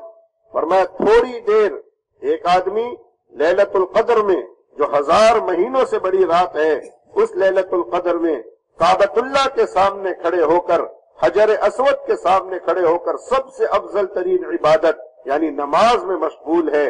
और दूसरा शख्स थोड़ी देर के लिए अल्लाह के दीन को जिंदा करने के लिए अल्लाह के रास्ते में निकला है। हुजूर ने फरमाया ये थोड़ी देर के लिए अल्लाह के रास्ते में निकलने वाला काबे के सामने, हजर अस्वद के सामने लैलतुल क़द्र में नमाज पढ़ने वाले से ज्यादा अल्लाह की नजर में महबूब है। क्यों? क्योंकि कयामत तक अल्लाह का दीन बाकी रखना है।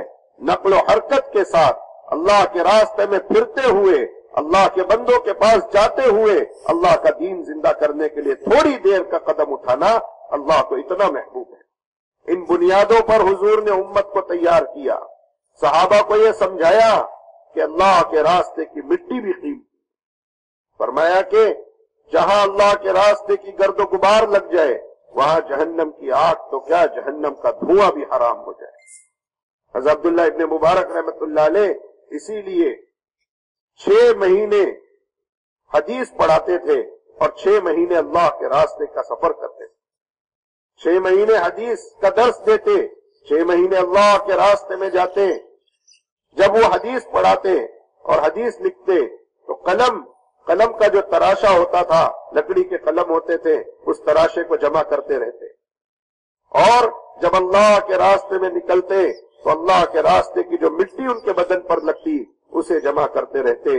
जब इनके मौत का वक्त आया तो इन्होंने वसीयत की कि मेरे गुस्ल के लिए जो पानी गर्म करोगे, उसके लिए जो आग जलाओगे, ये इस कलम के तराशे से जलाना। मैंने पूरी जिंदगी हदीस पढ़ाते हुए ये कलम का तराशा जमा किया है, मेरे गुस्ल का पानी इससे गर्म करना। और जब मुझे कब्र में रखोगे तो ये अल्लाह के रास्ते की मिट्टी है। जब जब अल्लाह के रास्ते में गया, बदन पर जो धूल और गुबार जमा हुई उसे जमा किया है। अल्लाह के रास्ते की मिट्टी को मेरी कब्र में रख देना, क्योंकि मुझे ये हदीस पहुंची है हुजूर से कि जिसको अल्लाह के रास्ते की मिट्टी लग गई वहां जहन्नम का धुआं भी हराम हो जाए। এই জন্য মহতারাম ভাই, দোস্ত, বুজুর্গ, কি বলেন ভাই? শোনা যাচ্ছে, বোঝা যাচ্ছে ভাই? ঘুমাইলেও বোঝা যায় নাকি? তো সামনে বসে যারা ঘুমায় তাদের কি অবস্থা? এই জন্য মেহরবানি করে একটু নড়ে চড়ে বসি, বড় জবরদস্ত। এই জন্য মেরে ভাই, দোস্ত, বুজুর্গ, ঘুমাইলে চোখ বন্ধ হইলে কান বন্ধ হয়ে যায়, কান বন্ধ হইলে দিল বন্ধ হয়ে যায়। মেহরবানি করে একটু বেদারির সাথে, চৌকান্নার সাথে জাগ্রত হয়ে শোনার চেষ্টা করি। বলছেন নবীজি সাল্লাল্লাহু আলাইহি ওয়াসাল্লাম এরকম ভাবে সাহাবাদেরকে এইরকম ফাজাইল বর্ণনা করছেন যে আল্লাহ রাস্তার ফজিলত এই পরিমাণ বর্ণনা করছেন যে ফজিলত শুনতে শুনতে হযরত সাহাবায়ে কেরাম রাদিয়াল্লাহু আজমাইন বলে মদিনাতে থাকা এটা তাদের কাছে দর্শনীয় হয়ে গেছে। বলে মদিনাতে থাকা এরা তারা মায়ুব মনে করতো, আয়ুবের জিনিস মনে করতেন যে মদিনায় আমি থাকবো, আমার মৃত্যু মদিনায় হবে, আমি ঘরের মধ্যে মরবো। বলছে এইটা তাদের কাছে অপছন্দের জিনিস হয়ে গেছে, দর্শনীয় মনে করতো তারা যে মদিনায় থাকবো। বলকে রাসূলুল্লাহ সাল্লাল্লাহু আলাইহি ওয়াসাল্লাম তাদেরকে এমন ফাজাইল বয়ান করছেন যে আল্লাহ দ্বীনকে দুনিয়াতে জিন্দা করার জন্য কদম রাখো। এক একটা কদমের কি বিনিময় দিবে? আল্লাহ রাস্তায় বের হয়ে একটু সময় দাঁড়ায় থাকলে আল্লাহ কি দিবে? আল্লাহ রাস্তায় বের হয়ে ধুলাবালি লাগলে কি হবে? বলছে আল্লাহ রাস্তার ধুলাবালির কত দাম, আল্লাহ রাস্তায় একটু দাঁড়ায় থাকলে কি লাভ, আল্লাহ পাকে রাস্তায় কদম দিলে কি লাভ। নবীজি সাল্লাল্লাহু আলাইহি ওয়াসাল্লাম সাহাবায়ে কেরামকে এই পরিমাণ বয়ান করছেন, এই পরিমাণ ফাজাইল শুনাইছেন, এই পরিমাণ আল্লাহ রাস্তার লাভকে শুনাইছেন যে এই লাভ শুনতে শুনতে তারা এরকম ভাবে মদিনাতে থাকা পছন্দ করতো না। মক্কায় নামাজ পড়া এত সওয়াবের জিনিস, বলে তাও এরকম ভাবে তারা ছাড়ছেন। মদিনায় নামাজ পড়া এত পছন্দের জিনিস, তাও তারা ছাড়ছেন। কিসের কারণে? বলে আল্লাহ রাস্তার সওয়াব আর আল্লাহ রাস্তার ফাজাইল যখন তারা শুনছে যে আল্লাহ রাস্তায় আল্লাহ দ্বীনকে জিন্দা করার জন্য বের হবে, এক সকাল অথবা এক বিকাল, এক সকাল আল্লাহ রাস্তায় থাকবে অথবা এক বিকাল আল্লাহ রাস্তায় থাকবে। লাগাদাতুন ফি সাবিলিল্লাহ রাহা খায়রুম মিনাদ দুনিয়া ওয়া মা ফিহা।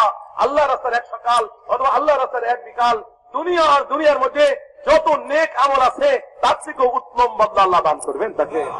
সাহাবায়ে কেরাম হুজুর সাল্লাল্লাহু আলাইহি ওয়াসাল্লাম সাহাবাদেরকে এগুলো শুনে, চলো আল্লাহ রাস্তার এক সকাল, চলো তোমরা আল্লাহ রাস্তায় এক বিকাল। নবীজি সাল্লাল্লাহু আলাইহি ওয়াসাল্লাম সাহাবাদেরকে তাশকির করছেন, তারগীব দিয়েছেন, এই ফাজাইল গুলো শুনাইছেন।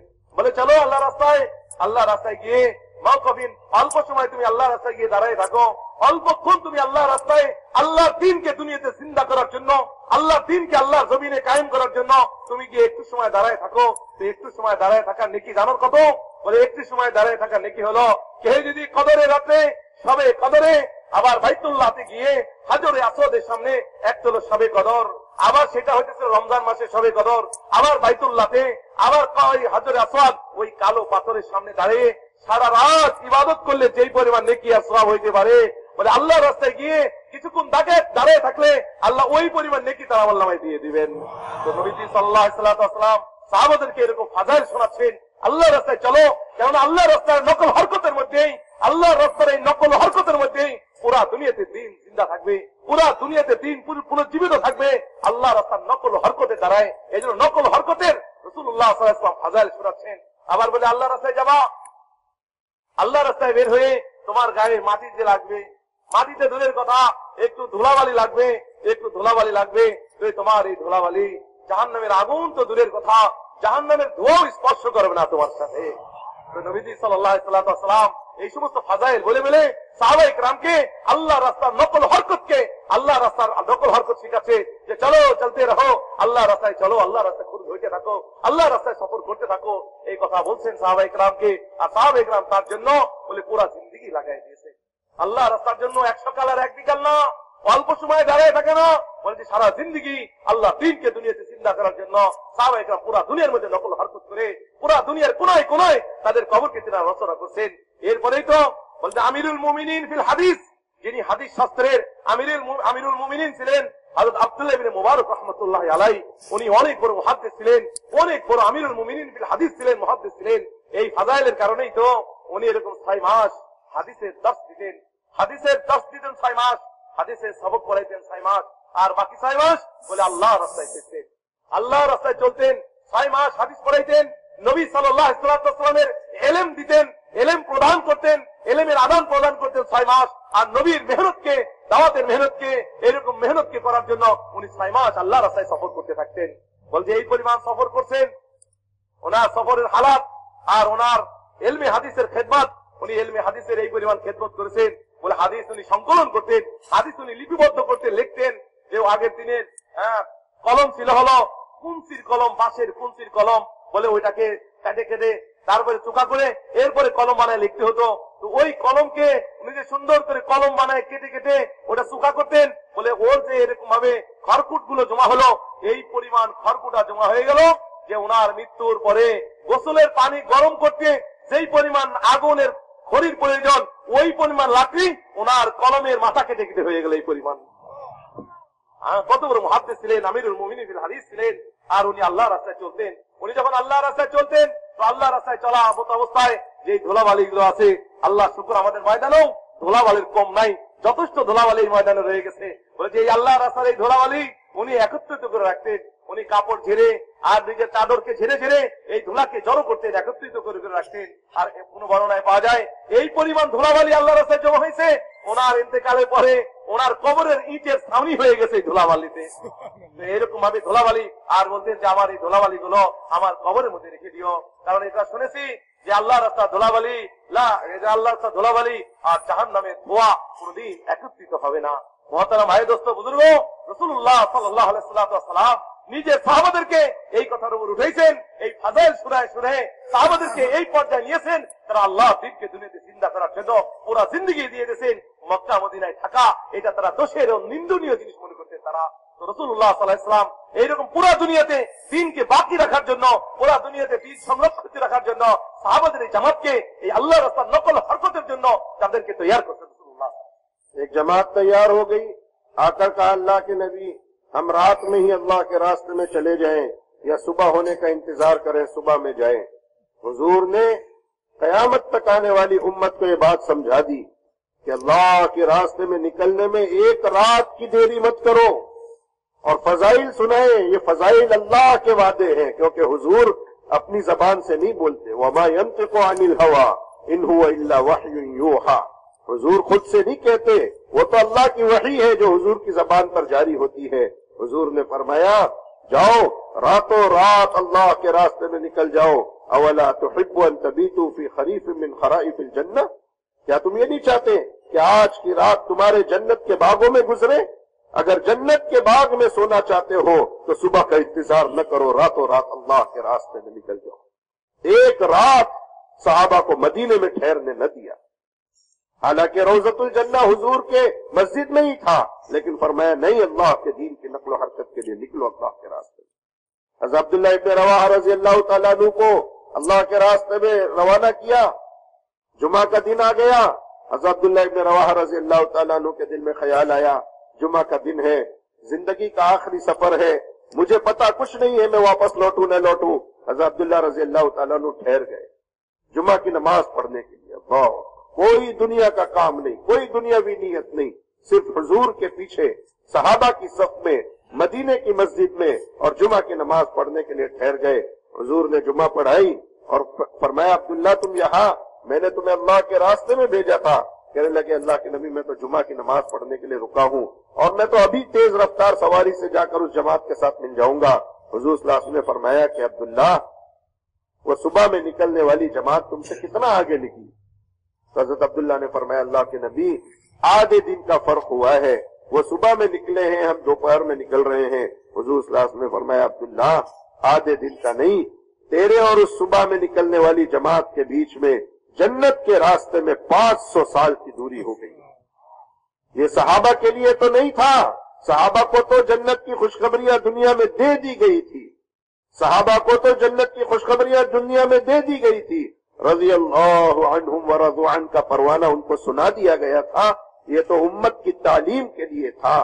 ये कयामत तक हुजूर उम्मत को ये बताना चाहते थे कि अगर तुम कभी भी किसी भी हाल में दुनिया के लिए अल्लाह के दीन की मेहनत से रुकना तो उसका तो सवाल ही नहीं है, लेकिन अगर किसी दीनी काम की गर्ज से, किसी अपनी इंफरादी इबादत की वजह से भी अगर तुम अल्लाह के रास्ते में रुके तो नुकसान पूरी उम्मत का होगा, नुकसान पूरी उम्मत का होगा। हुजूर ने इन फजाइल पर सहाबा को तरगीब दी कि एक आधे दिन का फर्क नहीं, बल्कि तुम्हारे और सुबह में निकलने वाली जमात के बीच में जन्नत के रास्ते में 500 साल की दूरी हो गई। এই জন্য মহতরম মায়ের দোস্ত বুজুর্গ, বলে হুজুর সাল্লাল্লাহু আলাইহি ওয়াসাল্লাম এই দুনিয়াতে দিন বাঁকা রাখার জন্য, দুনিয়াতে দিন বাকি রাখার জন্য সাহাবায়ে কেরামের এক জামাতকে তৈরি করছেন। 16 লক্ষ সাহাবীর এক জামাতকে রাসূলুল্লাহ সাল্লাল্লাহু আলাইহি ওয়াসাল্লাম তৈরি করছেন, যাতে করে এই দিন দুনিয়াতে আবার প্রচার প্রসার বাকি থাকে। এই জন্য ফাজাইল শুনাইছেন তাদের যে আল্লাহর দ্বীনের জন্য নকল হরকতের কি ফজিলত।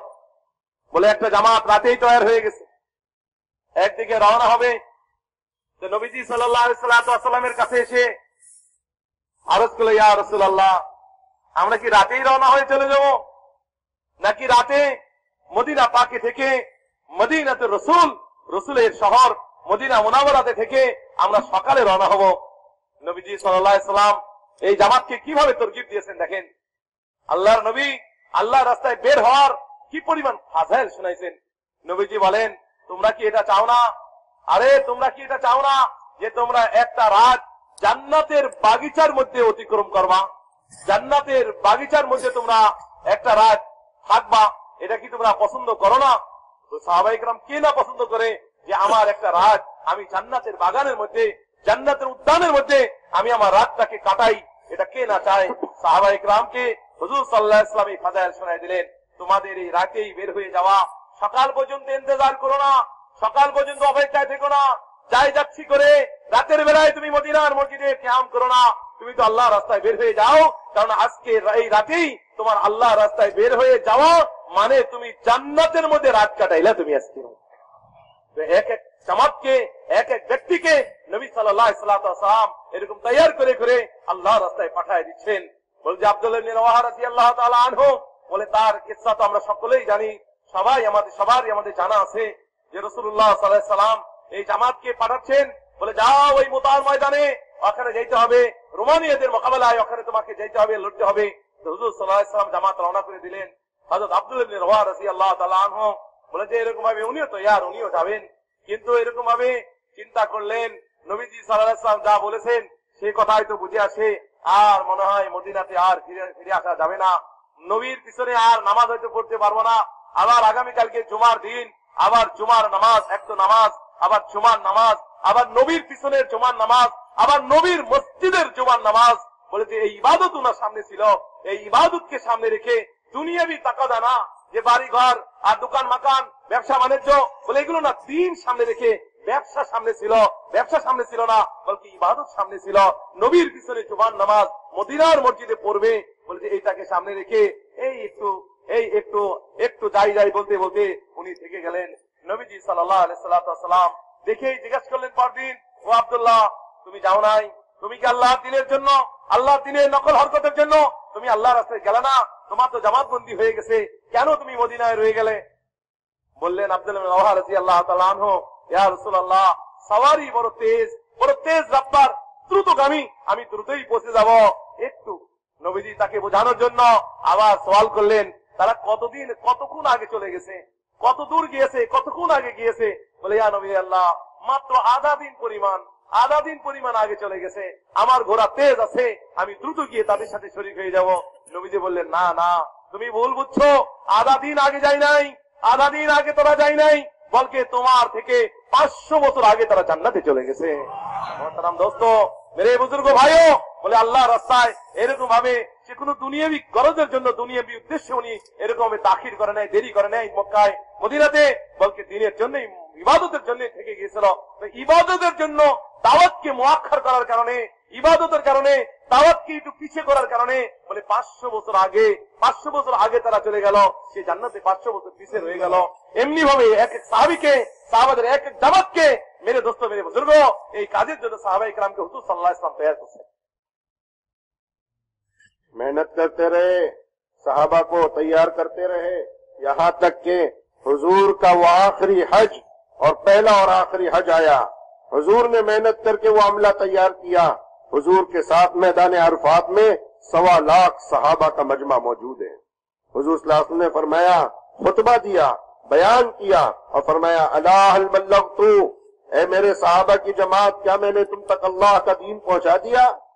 सारे सहाबा ने एक जबान होकर कहा, भला या रसूल अल्लाह, अल्लाह के नबी, आपने तो पहुंचा दिया, बल्कि आपने अल्लाह का दीन पहुंचाने का हक अदा कर। सहाबा के सामने हुजूर की वो सारी कुर्बानियां, ताइफ के मैदान में हुजूर का पत्थर खाना और ताइफ और हुजूर का पेट पर पत्थर बांधना और भूख प्यास बर्दाश्त करना और अल्लाह के दीन के लिए सारी कुर्बानियां सहाबा के सामने घूम गई। और सहाबा ने कहा, भला या रसूल अल्लाह, अल्लाह के नबी, आपने तो हक अदा कर दिया। हुजूर ने आसमान की तरफ उंगली उठाई, अल्लाहुम्मा शहद, अल्लाहुम्मा शहद, अल्लाहुम्मा शहद, ऐ अल्लाह तू गवाह रहना, ऐ अल्लाह तू गवाह रहना, ऐ अल्लाह तू गवाह रहना। मेरे सहाबा यूं कह रहे हैं कि मैंने इन तक अल्लाह तेरे दीन की अमानत पहुंचा दी। और फिर हुजूर ने फरमाया, अला फल्युबल्लिगिश शाहिद मिनकुमुल गायब, सुनो सुनो, ये पूरी उम्मत से खिताब है। सहाबा इस उम्मत के पहले हैं, हम उम्मत के आखिरी हैं, ये पूरी उम्मत से खिताब है। सुनो, तुम्हारा नबी दुनिया से जाते हुए तुम्हें एक काम देकर जा रहा है, तुम्हारा नबी दुनिया से जाते हुए तुम्हें एक काम देकर जा रहा है, जिस तक अल्लाह का ये दीन पहुंचे उसके जिम्मे है कि इसको लेकर फिरे और दूसरों तक पहुंचा दे। सहाबा हुजूर से सच्ची मोहब्बत करने वाले 1.25 लाख का मजमा हुजूर के साथ मौजूद था। आज आप मक्का मदीना के कब्रिस्तानों में जाकर देखें तो सिर्फ 10 या 12 हजार सहाबा की खबरें मिलती हैं। ये 1 लाख से ज्यादा सहाबा कहाँ गए? ये मुल्कों में चले गए, अल्लाह का पैगाम लेकर अपनी जानों का सौदा अल्लाह से कर दिया। ऐ अल्लाह, हमारी जानें तेरे नाम पर कुर्बान है, हमारा माल तेरे नाम पर कुर्बान है, हमारे बीवी बच्चों के जज्बात तेरे नाम पर कुर्बान है। और सहाबा मुल्कों में फिर गए। आप दुनिया का सफर करके देखें, मुख्तलिफ जगहों पर सहाबा की कब्रें गवाही दे रही हैं कि इन्होंने हुजूर की दी हुई जिम्मेदारी को पूरा कर दिया। कल कयामत के दिन ये दुनिया के किनारों से अपनी कब्रों से उठेंगे और इनके जनाजे और इनकी लाशें गवाही दे रही होंगी कि इन्होंने हुजूर के काम को पूरा किया। এই জন্য মহতরম ভাই, দোস্ত, বুজুর্গ, একদিকে যেমন নবী সাল্লাল্লাহু আলাইহি ওয়াসাল্লাম নিজেও কোরবানি দিয়েছেন আল্লাহ দ্বীনকে দুনিয়াতে জিন্দা করার জন্য, সাথে সাথে সাহাবায়ে কেরামের এক জামাতকেও তৈরি করেছেন। আর চলতে চলতে যখন নবী সাল্লাল্লাহু আলাইহি ওয়াসাল্লামের জীবনের শেষ হজ, আর শেষ হজ নয় শুধু, বলকে হুজুর সাল্লাল্লাহু আলাইহি ওয়াসাল্লামের জীবনের প্রথম হজ, আল্লাহ নবী সাল্লাল্লাহু আলাইহি ওয়াসাল্লামের হজ হজ্জাতুল ওয়াদা বলে বিদায় হজে রাসূল আকরাম সাল্লাল্লাহু আলাইহি ওয়াসাল্লাম সাহাবাদের এক মজমাকে তৈরি করছেন। 1.25 লক্ষ সাহাবীদেরকে নিয়ে নবীজি সাল্লাল্লাহু আলাইহি ওয়াসাল্লাম হজ করছেন। আল্লাহর ঘরে গিয়ে আল্লাহর ঘরকে এরকম তাওয়াফ করেছেন, হজ করাইছেন, আর হজ করে সাহাবাদেরকে নিয়ে দুনিয়ার সবথেকে দামি জায়গা বলে আরাফাতে নিয়ে পৌঁছেছেন। আর আরাফাতে পৌঁছার পরে নবী সাল্লাল্লাহু আলাইহি ওয়াসাল্লাম সমস্ত সাহাবাদেরকে উপস্থিত করেছেন। উপস্থিত করে নবী সাল্লাল্লাহু আলাইহি ওয়াসাল্লাম 23 বছর যাবত, নবীজি সাল্লাল্লাহু আলাইহি ওয়াসাল্লাম 23 বছর যাবত যে দ্বীনের জন্য মেহনত করেছেন, কুরবানি করেছেন, দ্বীনকে দুনিয়াতে ওঠার জন্য, দুনিয়াতে জিন্দা করার জন্য নিজেও তৈরি হয়েছেন, নিজেও করেছেন, সাহাবায়ে কেরামকে ওইরকম ভাবে তৈরি করাইছেন। সেই দ্বীনের মেহনতের শেষ জিম্মাদারি রাসূলুল্লাহ সাল্লাল্লাহু আলাইহি ওয়াসাল্লাম সাহাবাদের উপরে সুপর্দ করছেন, সাহাবাদের উপরে শুভে দিচ্ছেন। আর ওই আরাফাতের ময়দানে নবী সাল্লাল্লাহু আলাইহি ওয়াসাল্লাম সাহাবাদের উপস্থিতিতে জিজ্ঞেস করতেছেন, হাল বাল্লাগতু আলা হাল বাল্লাগতু, এই শোনো শোনো শোনো, খেয়াল করে শোনো, তোমায় আমি কি তোমাদের কাছে এই দ্বীনের যে বাণী, দ্বীনের যে জিম্মাদারি, দ্বীন ও ইসলাম যে হুকুম ও হাকাম, আমি কি এটা তোমাদের কাছে পৌঁছে দিয়েছি? সাহাবায়ে কেরাম রাদিয়াল্লাহু তাআলা আনহুম এক বাক্যে একসাথে বলে উঠলেন, বালা বালা, অবশ্যই হে নবী সাল্লাল্লাহু আলাইহি ওয়াসাল্লাম, আপনি আমাদের কাছে এই দ্বীনের হুকুম ও হাকাম, দ্বীনের মেহনত, দ্বীনের জিম্মাদারি আপনি আমাদের কাছে পৌঁছায় দিয়েছেন। এই কথা বলার সাথে সাথেই হুজুর আকরাম সাল্লাল্লাহু আলাইহি ওয়াসাল্লাম আল্লাহ পাকের দিকে, আল্লাহ পাকের জাতের দিকে, এরকম আসমানের দিকে নিজের আঙ্গুলকে উঠায়ে আল্লাহকে বললেন, আল্লাহুম্মা শাহাদ, আয় আল্লাহ আপনি সাক্ষী থাকেন, আল্লাহুম্মা শাহাদ, আয় আল্লাহ আপনি সাক্ষী থাকেন, আল্লাহুম্মা শাহাদ, আয় আল্লাহ আপনি সাক্ষী থাকেন। এই সাহাবাদের কাছে আমি এদেরকে আমানত রেখে গেলাম, আর এরা বলেছে, হে বাল্লাগতাল আমানা, এই আমানতকে আপনি পৌঁছায় দিয়েছেন। এই কথা সাহাবায়ে কেরাম সাক্ষী আছেন, সাহাবারা ইকরার করেছে, আয় আল্লাহ আপনি সাক্ষী থাকেন, আমি পৌঁছায় দিয়েছি। 3 বার বলার পরে এবার রাসূলুল্লাহ সাল্লাল্লাহু আলাইহি ওয়াসাল্লাম সাহাবাদেরকে জিম্মাদারি দিয়ে যাচ্ছেন, দায়িত্ব দিয়ে যাচ্ছেন। এই শোনো, তোমাদের যারা উপস্থিত আছো, ফালিওয়াল্লিক মিনকুম শাহিদ আল গায়বা, এই তোমাদের মধ্যে যারা উপস্থিত আছো, তোমরা যেন যারা অনুপস্থিত তাদের কাছে দ্বীনকে, এই ইসলামকে তোমরা তাদের কাছে পৌঁছায় দাও। নবীজি সাল্লাল্লাহু আলাইহি ওয়াসাল্লাম আখিরি দিনগুলোর আখিরি ওই হজে সাহাবায়ে কেরামকে শেষ জিম্মাদারি দিয়ে গেছেন। আর এই জিম্মাদারি সাহাবায়ে কেরাম নবী সাল্লাল্লাহু আলাইহি ওয়াসাল্লামকে যেহেতু জান দিয়ে মহব্বত করতেন, দিল দিয়ে মহব্বত করতেন, নিজের জান থেকে বেশি ভালোবাসতেন, নিজের দিল থেকে রাসূলকে বেশি ভালোবাসতেন, এই ভালোবাসার কারণে সাহাবায়ে কেরাম দিলের মধ্যে রাসূলের জিম্মাদারিকে তারা নিয়ে নিয়েছেন। আর রাসূলের এই জিম্মাদারি আদায় করার জন্য তারা এরকম ভাবে পুরো দুনিয়াতে নিজেদের কবরকে রচনা করেছেন। কিতাবের মধ্যে লেখে মাত্র 10-12 হাজার সাহাবীর কবর জাজিরাতুল আরবের মধ্যে আছে। ওই আরব দ্বীপপুঞ্জে মাত্র 10-12 হাজার সাহাবীর কবর রয়েছে, আর বাকি 1.25 লক্ষ সাহাবী। এই সমস্ত সাহাবীদের কবর কোথায়? বলে দুনিয়ার কোনায় কোনায়, বিভিন্ন যেখানেই মানব জাতি আছে, যেখানেই জনগোষ্ঠী আছে, যেখানেই জনপদ আছে, ওই জায়গার মধ্যে সাহাবায়ে কেরামের কবর আছে। সাহাবায়ে কেরাম দুনিয়ার কোনায় কোনায় গিয়ে তাদের কবরকে রচনা করেছেন। কিয়ামতের দিন, বলে কিয়ামতের দিন সাহাবায়ে কেরাম যে যেখানে আছে, ওই দিনই হাসরের ময়দানে ওই কবর থেকেই তারা উঠবে, আর এই কথা বলবে, আল্লাহর নবীর দ্বীনকে দুনিয়াতে জিন্দা করার জন্য আমরা দুনিয়ায় কোনায় কোনায় গিয়ে নিজেদের কবরকে রচনা করেছি, আর ওই জায়গা থেকেই হাসরের ময়দানে তারা এরকম আল্লাহর কাছে খাড়া হবে। তো সাহাবায়ে কেরামের এক জামাতকে নবীজি সাল্লাল্লাহু আলাইহি ওয়াসাল্লাম তৈরি করছেন আল্লাহ দ্বীনকে দুনিয়াতে জিন্দা করার জন্য। মোহতারাম ভাই, দোস্ত বুজুর্গ, এক জিম্মাদারি দিয়েছিলেন ওই আরাফাতের ময়দানে। সেই জিম্মাদারিকে সাহাবায়ে কেরাম একবারে ভালো করে পূর্ণাঙ্গ ভাবে সেই জিম্মাদারিকে আদায় করে দেখায় গেছেন। যেহেতু সাহাবায়ে কেরাম এই উম্মতের প্রথম ধাপ, প্রথম লাইন, এজন্য হুজুর সাল্লাল্লাহু আলাইহি ওয়াসাল্লাম ফালিওয়াল্লিক মিনকুম শাহিদ আল গায়ব বলে শুধু সাহাবাদেরকে বোঝাই নাই, কিয়ামত পর্যন্ত মানুষকে বোঝাইছেন। সাহাবারা ছিলেন এই উম্মতের প্রথম কাতার, প্রথম সারি, আর আমরা হইলাম শেষের দিকে। জিম্মাদারি প্রথম ওয়ালাদের উপর আছে, জিম্মাদারি শেষ ওয়ালাদের উপরে জিম্মাদারি আল্লাহ দিয়ে রাখছেন। এই দুই দিনকে দুনিয়াতে জিন্দা করার জন্য দুনিয়ার কোনায় কোনায় গিয়ে তার কবরকে রচনা করা, এই জিম্মাদারি প্রথম ওয়ালাদের যেমন আছে, এই জিম্মাদারি শেষ ওয়ালাদের উপরে হুবহু ওই রকম জিম্মাদারি আছে। जवानों ने अपनी जवानी लगा दी, बच्चों ने अपना बचपना लगा दिया। सहाबा के बच्चे भी अपने पंजों पर खड़ा होकर अपनी जान का सौदा अल्लाह से करते थे। जवानों ने अपनी जवानी लगा दी। हजरत मुसअब इब्न उमैर जैसे जवान 200 दिरहम का जोड़ा पहनने वाले हुजूर के सामने इस हाल में आए कि बदन पर चादर भी पूरी नहीं थी। हुजूर की आंखों से आंसू आ गए कि ये वो शहजादा है, इसकी माँ इसे 200 दिरहम का जोड़ा पहनाती थी। अल्लाह के दीन के खातिर आज इसने अपना सब कुछ कुर्बान कर। बच्चों ने अपना बचपना लगा दिया, जवानों ने अपनी जवानियां लगा दी, माल वालों ने अपना माल लगा दिया, बूढ़ों ने अपना बुढ़ापा लगा दिया। हजरत अबू अय्यूब अंसारी रजी अल्लाह तआला अन्हु 94 साल की तकरीबन उम्र है, 100 साल के करीब उम्र हो गई है। अल्लाह के रास्ते में कुस्तुनतुनिया की तरफ जमात रवाना हो रही है। हजरत अबू अय्यूब अंसारी माजूर है, इतने माजूर है कि बदन मोटा हो गया है, भारी हो गया है, बीमारियां लग गई हैं। संदूक पर बैठते तो बदन बाहर निकलता था, चला नहीं जाता था।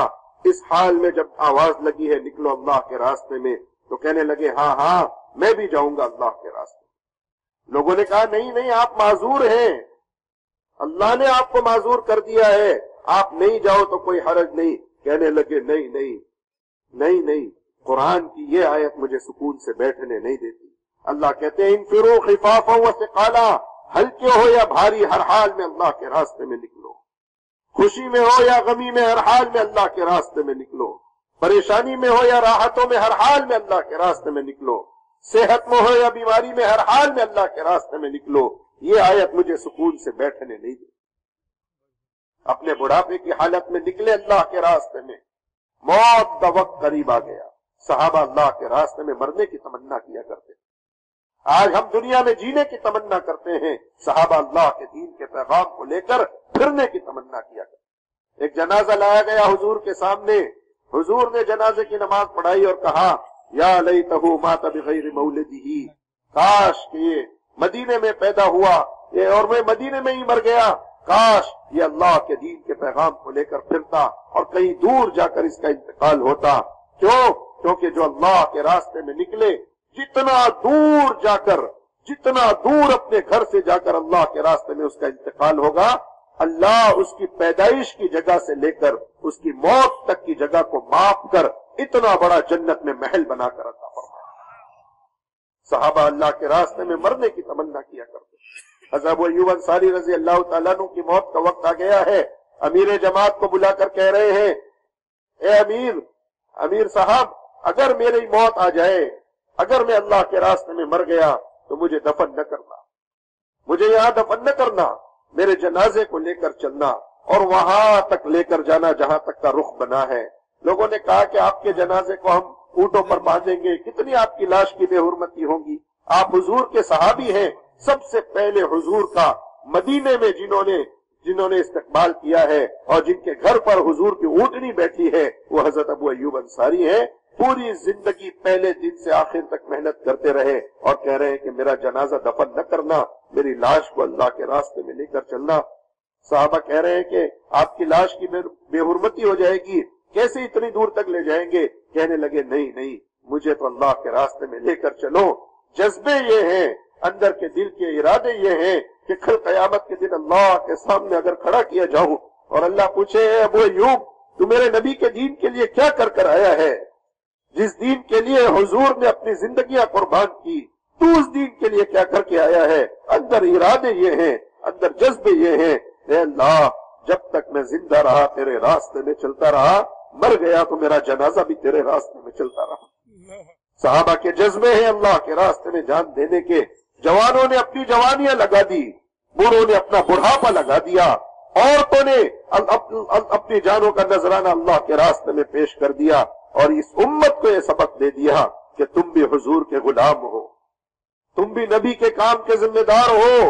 अपने घरों में न बैठ जाना, अपने दुनिया के मशगलों में लगकर अल्लाह के रास्ते के खुरूज न छोड़ देना।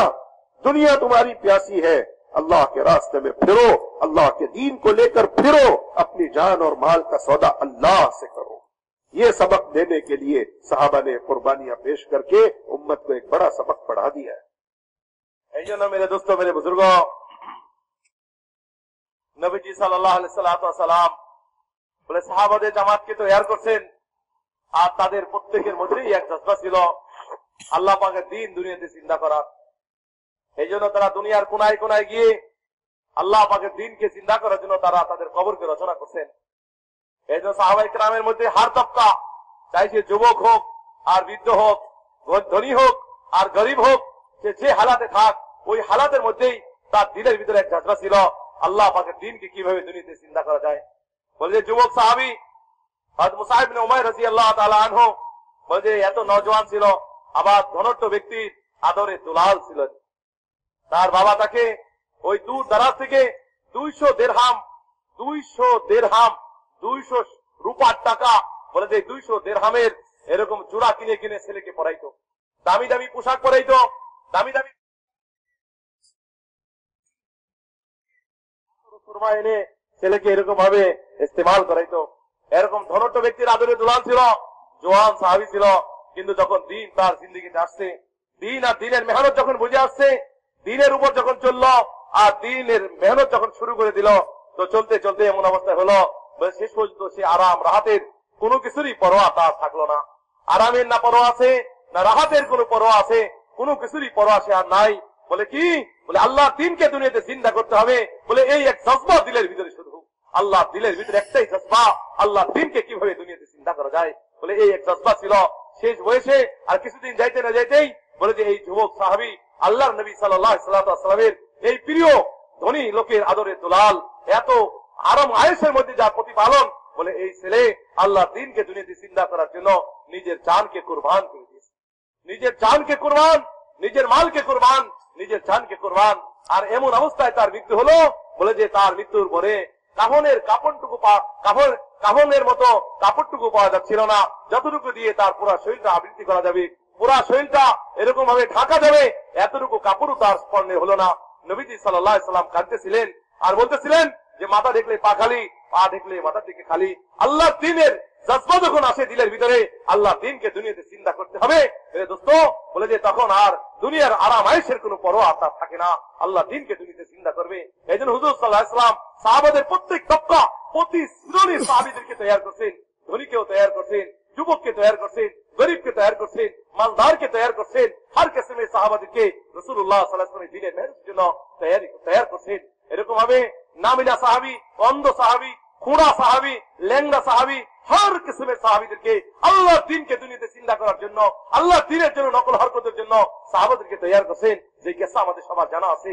এমনকি হযরত আবু আইয়ুব আনসারী রাদিয়াল্লাহু তাআলা আনহু, যিনি মেজবানে রাসূল ছিলেন, রাসূলুল্লাহ সাল্লাল্লাহু আলাইহি ওয়াসাল্লাম মেজবান ছিলেন। আল্লাহ নবী সাল্লাল্লাহু আলাইহি ওয়াসাল্লাম মক্কা থেকে হিজরত করে বলে মদিনাতেই আসছে, আর মদিনাতে এসেই রাসূলুল্লাহ সাল্লাল্লাহু আলাইহি ওয়াসাল্লাম উটনি ওই তিনার ঘরেই অবস্থান করেছে। ওখানে রাসূলুল্লাহ সাল্লাল্লাহু আলাইহি ওয়াসাল্লাম বেশ কিছুদিন ছিলেন তার ঘরে। নবীদের নবী মহানবী মুহাম্মদ সাল্লাল্লাহু আলাইহি ওয়াসাল্লামের মেজবান হওয়ার সৌভাগ্য কার জুটেছে? বলে আবু আইয়ুব আনসারী রাদিয়াল্লাহু তাআলা আনহু, বলে তার ঘরে রাসূলুল্লাহ সাল্লাল্লাহু আলাইহি ওয়াসাল্লাম থাকছেন। বিশাল বড় মর্যাদার কথা, আনসারী সাহাবী, রাসূলের মেজবান। কিন্তু বয়স হয়ে গেছে এক সময়, বলে 94 বছর বয়স, 94 বছর বয়স হয়ে গেছে, শরীর ভারী হয়ে গেছে, মোটা হয়ে গেছে, শরীরের মধ্যে কমজোরি চলে আসছে। বলে যে যখন কোন টুলের উপরে কোনো কিছুর উপর বসাইতেন, তো ওই জায়গার মধ্যে শরীর আটতো না, সাইড দিয়ে এরকম ভাবে পড়ে যেত, এরকম মনে হয় ঢুলে পড়তো। এরকম মোটা হয়ে গেছে, শরীর ভারী হয়ে গেছে, মোটা সাহাবী ছিলেন, ভারী হয়ে গেছে, বার্ধক্যে পৌঁছে গেছে, কমজোরি এসে গেছে। বলে ওই হালাতের মধ্যেই এরকম ভাবে যাবে কোথায়? সেই কস্তান্তনিয়াতে, তুর্কিয়াতে যাবে, ওই আল্লাহ দিনকে দুনিয়াতে চিন্তা করার জন্য। লোকেরা বলল, আপনি তো বুড়া হয়ে গেছেন, বৃদ্ধ হয়ে গেছেন, কমজোর হয়ে গেছেন, মোটা হয়ে গেছেন, এই হালাতের মধ্যে কিভাবে আপনি আল্লাহর রাস্তায় বের হবেন? বলে তোমরা তো বলছো যে আমার মদিনায় থাকতে, ঘরে থাকতে বলছো, রাসূলের শহরে থাকতে বলছো, কোরআন আমাকে ঘরে থাকতে দিচ্ছে না, কোরআন আমাকে ইজাজত দিচ্ছে না। কোরআন আমাকে বলছে ইনফিরু খিফাফা ওয়া সিকালা, বড় বের হয়ে যাও, ধনী হও গরিব হও, সুস্থ হও অসুস্থ হও, চিকনা হও মোটা হও, যে হালাতে থাকো, সুস্থ হও অসুস্থ হও, তার হালাতে তুমি আল্লাহর রাস্তায় বের হও। কোরআন তো আমাকে বের হতে বলছে। বলে বের হয়ে গেছে। বলে উটের উপর চড়ে এই সাহাবী আল্লাহর দিনকে দুনিয়াতে চিন্তা করার জন্য বলে সফর করছে। মদিনার ওই আনসারী সাহাবী, রাসূলের মেজবান, বলে চলছে বৃদ্ধ বয়সে আল্লাহর রাস্তায় সফর করতেই করছে। চলতে চলতে এক পর্যায়ে বলে যাইতে যাইতে ওই কস্তান্তনিয়া যাওয়ার আগেই, ইস্তাম্বুলে যাওয়ার আগেই, যখন মৃত্যু সন্নিকটে, মৃত্যু আসা আসা ভাব বুঝতে পারে বুজুর্গানের দিন, তো তখন সাথীদেরকে বলল, আমির সাহেবকে বললেন, দেখো আমার যদি রাস্তায় মৃত্যু হয়ে যায়, তাহলে যেখানেই মৃত্যু ওই জায়গার মধ্যেই আমার কবর নয়, বলতে আমার গন্তব্যে নিয়ে যেতে হবে, আমার মঞ্জিলে নিয়ে ওই জায়গার মধ্যে দাফন করতে হবে।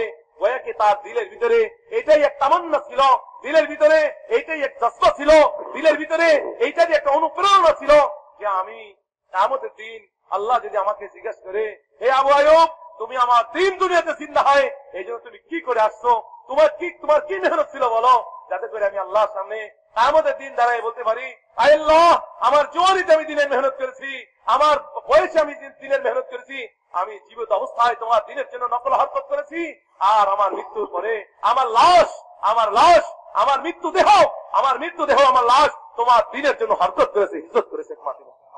যাতে কিনা কিয়ামতের দিন আমি এই কথা বলতে পারি। মোহতারাম ভাই, দোস্ত বুজুর্গ, সাহাবাদের প্রত্যেক তবকা সাহাবাদের দিলের ভিতরে এক জ্বলন ছিল, এক ব্যথা ছিল, দিলের ভিতরে এক জ্বলন ছিল, দিলের ভিতরে এক ব্যথা ছিল, কিভাবে আল্লাহ দিনকে দুনিয়াতে জিন্দা করা যায়। এই জন্য বিবির পরোয়া নাই, বাচ্চার পরোয়া নাই, নিজের জানের কোনো পরোয়া নাই, নিজের সুস্থতার কোনো পরোয়া নাই, নিজের বার্ধক্যের কোনো পরোয়া নাই। হার হালাতের ভিতর দিয়ে সাহাবায়ে কেরাম আল্লাহ দিনকে দুনিয়াতে জিন্দা করার জন্য সবর করে পুরা দুনিয়াতে তাদের কবরকে রচনা করেছে। অল্প কিছু সাহাবীর কবর বলে মদিনাতে আছে, অল্প কিছু সাহাবার মদিনা কবর আছে বলে এক সাহাবীর মৃত্যু বলে মদিনাতেই হয়ে গেল, মদিনাতে তার মৃত্যু হয়ে গেল। রাসূলুল্লাহ সাল্লাল্লাহু আলাইহি সাল্লাম তার জানাজায় এসে এই কথা বললেন, কাশ, হায় আফসোস, যদি তার এই মৃত্যু তার এই জন্মের স্থানে না হতো, তার জন্মস্থানে যদি তার মৃত্যুর স্থান না হতো, তার জন্মস্থানে যদি তার কবরস্থান না হতো, কতই না ভালো ছিল। তার জন্মের স্থানে যদি তার কবরস্থান না হতো তো কতই না ভালো ছিল। অথচ রাসূল জানাজা পড়াচ্ছে, মদিনার মসজিদে তার জানাজা হচ্ছে, নবীজি তাকে জানাজা পড়াচ্ছেন, বলে যে এরকম ভাবে জান্নাতের বাকিতে তার কবর হবে। তারপর নবীজি সাল্লাল্লাহু আলাইহি ওয়াসাল্লাম বললেন, কাশ এই সাহাবীর মৃত্যু যদি বলে তার জন্মস্থানে মদিনায় না হয়ে অনেক দূরে যদি তার কবর হইতো। কেননা যে ব্যক্তি আল্লাহ দ্বীনের জন্য যত দূরে গিয়ে তার কবরকে বানাইবে, যত দূরে গিয়ে তার কবরকে রচনা করবে, বলে এই পুরা রাস্তা পুরা জায়গাটুকু এত বড় করে আল্লাহ একটা মাহল আর বাড়াখানা বানায় আল্লাহ জান্নাতের মধ্যে তাকে দান করে দিবেন, দান করে দিবেন। এই জন্য নবী সাল্লাল্লাহু আলাইহি ওয়াসাল্লামের তামান্না ছিল যে সাহাবারা আল্লাহ দ্বীনের জন্য দূর দরাজ গিয়ে কবর বানান। সাহাবাদের মধ্যে তামান্না ছিল তারা দূর দরাজ গিয়ে তাদের কবরকে রচনা করে, কেন? আল্লাহ দ্বীনকে দুনিয়াতে জিন্দা করার জন্য। এইটাই তাদের দিলের জজবা, এইটাই তাদের দিলের ধোঁকা, এইটাই তাদের দিলের চলন। मेरे बुजुर्गों, जान और माल लगने वाली चीज है, हम अल्लाह से इसका सौदा कर चुके हैं, हम बिक चुके हैं अल्लाह के नाम पर। इन्नल्लाह अश्तरा मिनल मुमिनीन अनफुसहुम व अमवालहुम बिअन्न लहुमुल जन्नह। अल्लाह ने ईमान वालों की जान और माल को जन्नत के बदले में खरीद लिया है। हम बिक चुके हैं अल्लाह के नाम पर। ये जान और माल अल्लाह की अमानत है। अगर आज इसे खैर के कामों में, अल्लाह के दीन को जिंदा करने में नहीं लगाया, अल्लाह के दीन के तकाजों पर नहीं लगाया, तो जान और माल तो लगने वाली चीज है मेरे बुजुर्गों, कहीं न कहीं तो लगेगी। इस उम्मत के जज्बात बदल गए, इस उम्मत के इरादे बदल गए। आज आप दुनिया में फिर कर देखो, जो उम्मत दुनिया में हक को जिंदा करने के लिए पैदा हुई थी, जिसका जान और माल अल्लाह के कलमे को बुलंद करने पर लगने के लिए पैदा दिया गया था, आज वो अपने जान और माल को कहां खर्च कर, उम्मत का वक्त कहां खर्च हो रहा, उम्मत का माल कहां लग रहा। शादियों में, अपने अपने महल बनाने में, अपने कोठे तैयार करने में, अपनी हाजतें, अपने खाने पीने की जरूरतों को पूरा करने में, बस मैं जी लूं, मेरे बच्चे जी ले, क्या इसी का नाम जिंदगी है? सहाबा की जिंदगियों की तरफ पलट कर देखें, सहाबा ने अल्लाह के साथ सौदा किया था। मन ज़ल्लज़ी युक़रिज़ुल्लाह क़र्ज़न हसना, कौन है जो अल्लाह को कर्ज हसन दे? सहाबी कहने लगे, अल्लाह के नबी, अल्लाह हमसे कर्ज मांगते हैं। हाँ, अल्लाह मांगते हैं और अल्लाह बेहतरीन कर्ज लौटाने वाले हैं। सहाबा ने जाने कुर्बान कर। मेरे बुजुर्गों, ये वक्त है हम तौबा करें अल्लाह से। सच बताओ मेरे भाइयों, तौबा करने का वक्त है कि नहीं है? हमने कितनी कोताही कर दी। उम्मत का दीन मिटता रहा, कलमा दुनिया से मिटता रहा। आप मुल्कों में जा जाकर देखो, कोई कलमा सिखाने वाला नहीं है। ये बांग्लादेश का इतना बड़ा, अल्लाह अकबर, अल्लाह इस मजमे की नजर बद से हिफाजत फरमाए। अल्लाह बांग्लादेश के मुसलमानों के अंदर वो सहाबा वाला ईमानी जज्बा और वो सहाबा की तरह अपने जान और माल अल्लाह के दीन पर लगाने के जज्बे अल्लाह अता फरमाए। अगर ये मजमा आज नियत करे और इरादे करे कि दुनिया का कोई मुल्क नहीं छोड़ना, आप देखो दुनिया के मुल्कों में जाकर देखो, बांग्लादेश के लोग दुनिया के मुल्कों में पहुंचे हुए हैं, लेकिन कमाने के लिए गए हैं, पैसा कमाने गए हैं। अगर ये बांग्लादेश के ईमान वाले हम सब अपने दिलों की नियतों को बदलें कि नहीं, आज से मेरी जिंदगी का मकसद तेरे दी की सरफराजी, मैं इसीलिए मुसलमान, मैं इसीलिए नमाजी। कुल इन्न सलाती व नुसुकी व महयाया व ममाती लिल्लाहि रब्बिल आलमीन। आप कह दीजिए, मेरी नमाज, मेरी कुर्बानी, मेरा जीना, मेरा मरना अल्लाह रब्बुल आलमीन के लिए। मुल्कों में जाकर देखें, कोई कलमा सिखाने वाला नहीं है, लोग बगैर नमाज के मर रहे हैं, लोग बगैर दीन के मर रहे हैं, कोई हुजूर की सुन्नत बताने वाला नहीं, सैकड़ों लोग इस तरह मर गए बगैर कलमे नमाज के, उनको कोई समझाने वाला नहीं है। आज जमातें मुल्कों में जा रही है, लोग उन जमातों को देखकर रो रहे हैं, भाई आज तक तुम कहाँ थे, हमारे बाप दादा कुफ्र पर मर गए, उन्हें कोई ईमान समझाने वाला नहीं था। मुल्कों में जाकर देखें, हमें तो अल्लाह ने इस्लामी मुल्क में रखा है, ये दीनी माहौल है, ये दीनी फिजा है, अल्लाह मजीद तरक्की अता फरमाए, लेकिन मुल्क के मुल्क प्यासे हैं। मेरे बुजुर्गों, आप सच बताओ, आदमी कहता हलाल कमाना फर्ज है, हलाल कमाना इबादत है, दुनिया में अल्लाह का दीन मिट रहा, लोग कलमे नमाज के बगैर मर रहे और मुसलमान अपने कारोबार में बैठा हुआ हलाल कमा रहा है। ये जान और माल अल्लाह की अमानत थी, इसे अल्लाह के नाम पर लगाना था। इन तंसुरुल्लाह यंसुरकुम, अगर तुम अल्लाह के दीन की मदद करोगे, अल्लाह तुम्हारी मदद करेगा, अल्लाह अपने गैबी खजानों से नवाजेगा। अल्लाह के गैब के खजाने भरे हुए हैं। अल्लाह की जात पर यकीन करके सबसे पहले तो ये मजमा तौबा करे अल्लाह के सामने, अल्लाह हमारे गुनाहों को माफ कर दे, अल्लाह हमारी खताओं को माफ कर दे, अल्लाह आज तक जो कमी कोताही हो गई तेरे नबी के दीन को लेकर फिरने में, अल्लाह माफी मांगते हैं, अल्लाह तू माफ कर दे। अल्लाह रहमान है, अल्लाह रहीम है। अल्लाह खुद कहते हैं, लौ बलगत ज़ुनूबुका अनान अस्समा सुम्मा अस्तग़फ़रतनी ग़फ़रतु लक वला उबाली। मेरे बंदो, अगर तुम्हारी खताएं लग़ज़िशें आसमान की छतों को छूने लगे और एक मर्तबा मेरे पास आकर रो दो और कहो अल्लाह माफ कर दे, गलती हो गई, आइंदा नहीं करेंगे, अल्लाह कहते मेरे इज्जत की कसम, मेरे जलाल की कसम, मक्खी के पर के बराबर आंसू तुम्हारी आंखों के कतरों आंखों से के पलकों से गिरेगा नहीं। मेरे इज्जत की कसम, मेरे जलाल की कसम, तुम्हारे जमीन से लेके आसमान तक के गुनाहों को माफ कर दूंगा। मेरे बुजुर्गों, तौबा का वक्त है, हम सब अल्लाह से तौबा करें, अल्लाह माफ कर दे, नए आज़म करें, नए इरादे करें। किसकी जिंदगी कितनी बची है खबर कुछ नहीं। आज जोहर की नमाज कौन पढ़ता है, किसका जनाजा पढ़ा जाता है खबर कुछ नहीं। कौन इज्तिमा की दुआ के बाद घर जाता है, कौन कब्रिस्तान को जाता है, खबर कुछ नहीं। अल्लाह के सामने अपने इरादों को, अपनी नीयतों को जाहिर करके सौदा करें अल्लाह से। এই জন্য মেরে দোস্ত, মেরে বুজুর্গ, আমার জান আমি যেটা আমার মনে ভাবছি, আমার মাল যেটা আমি আমাকে মনে করছি, খোদার কসম এই জান আমার না, এই মাল আমার না। আল্লাহ জাল্লা শানু কিনে নিয়েছেন আমাদের থেকে, আল্লাহ পাক খরিদ করে নিয়েছেন। আল্লাহ আমাদের থেকে এটা কিনে নিয়ে আল্লাহ আমাদের কাছে আমানত রাখছেন। ইন্নাল্লাহা আশতারা মিনাল মুমিনিনা আনফুসাহুম ওয়া আমওয়ালাহুম বিআন্না লাহুমুল জান্নাহ। জান্নাতের বিনিময়ে আল্লাহ পাক এই জান আর মালকে আল্লাহ কিনে নিয়েছে, আমার থেকে নিয়েছে। কিন্তু বহুত বড় আফসোসের কথা, অনেক বড় পরিতাপের কথা, দুঃখের কথা, এই জান আর মাল আল্লাহ পাক আমার থেকে কিনে নিয়েছেন জান্নাতের বিনিময়ে। জান্নাতের বিনিময়ে কিনে রাখছেন, আর সেই জান আর মালকে আমি দুনিয়ার কোন কোন কিছুর পিছনে লাগাচ্ছি, কিসের পিছনে, কোন জিনিস বানানোর পিছনে আমি আমার জানকে লাগাচ্ছি, আমি আমার মালকে লাগাচ্ছি। আজকে একটা বাড়ি গড়ার পিছনে, একটা গাড়ির পিছনে, একটা এরকম ভাবে ফ্যাক্টরির পিছনে, আমার দুনিয়ার চিজ আসবাব বানানোর পিছনে, মেরে দোস্ত মেরে বুজুর্গ, আমি আমার জান আর মাল লাগাই দিচ্ছি। কত বড় খেয়ানত, কত বড় এরকম আমি আল্লাহ পাকের একটা আমানতের খেয়ানত। আল্লাহ তো কিনে নিয়ে আমার কাছে আমানত রাখছেন যে তুমি তোমার জান দিয়ে, তুমি তোমার মাল দিয়ে আল্লাহ দিনকে দুনিয়াতে জিন্দা করবা। আল্লাহ দিনকে দুনিয়াতে জিন্দা করার জন্য তোমার জান আর মালকে আমি খরিদ করে নিয়েছি জান্নাতের বিনিময়ে। অথচ তুমি তোমার এই জান আর মালকে নিজের ভেবে, তুমি নিজের মালিক মনে করে, নিজের সত্ত্বাধিকারী মনে করে তুমি এটাকে এরকম তোমার কাজে লাগাচ্ছ। তোমার একটা গান্দা বাড়ি, তোমার একটা গান্দা বাড়ি বলে যে এইগুলোর পিছনে, একটা গাড়ির পিছনে, বাড়ির পিছনে, তুমি তোমার ফ্যাক্টরির পিছনে তুমি বেঁচে থাকবা। তোমার জীবনের সুখ শান্তির জন্য, তোমার স্বাচ্ছন্দ্যের জীবনের জন্য, তোমার বাল বাচ্চা স্বাচ্ছন্দ্যে থাকবে, আরাম আয়েসে থাকবে, বলতে এই জন্য তুমি তোমার জান আর মালকে এই জরুরতের পিছনে, এইগুলোর পিছনে তুমি লাগাচ্ছ।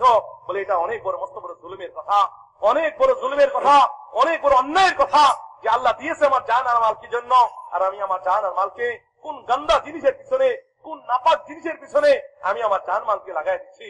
মোহতারাম ভাই, দোস্ত, বুজুর্গ, এই গান্দা জিনিসের পিছনে জান মাল খরচ করার জন্য আল্লাহ পাক আমাদের থেকে কিনে নেন নাই, বলকে জান মাল তো আল্লাহ দিনকে দুনিয়াতে জিন্দা করার জন্য আল্লাহ পাক আমাদেরকে দিয়েছেন।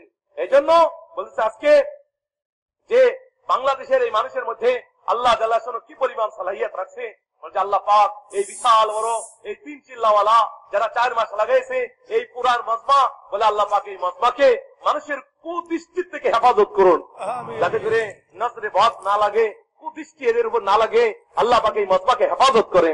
বলে যে আজকে বিশাল বড় চিন্তার বিষয় যেটা, সেটা হলো বিশাল এক মজমা, এক ইস্তেদাদ আল্লাহ পাক বাংলাদেশের সাথীদের মধ্যে দিয়ে রাখছেন।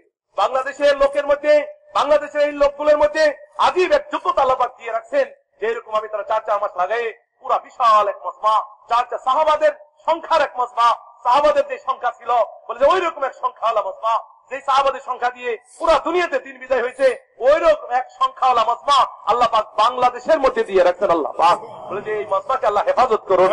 বলে দোস্ত বুজুর্গ, আজকে এই বাংলাদেশের মানুষ পুরা দুনিয়ার কোথায় কোথায় না গেছে বলেন, এমন কোন দেশ আছে যে দেশের মধ্যে বাংলাদেশের লোক নাই?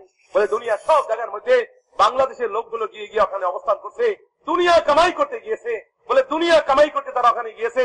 আজকে গান্দা দুনিয়া, যে দুনিয়ার আল্লাহ পাকের কাছে কোনোই দাম নাই, ওই গান্দা নাপাক, ওই নাপাক নিকৃষ্ট এই দুনিয়া কামাই করতে তারা পুরা দুনিয়ার কোনায় কোনায় চাপায় চাপায় চলে গেছে।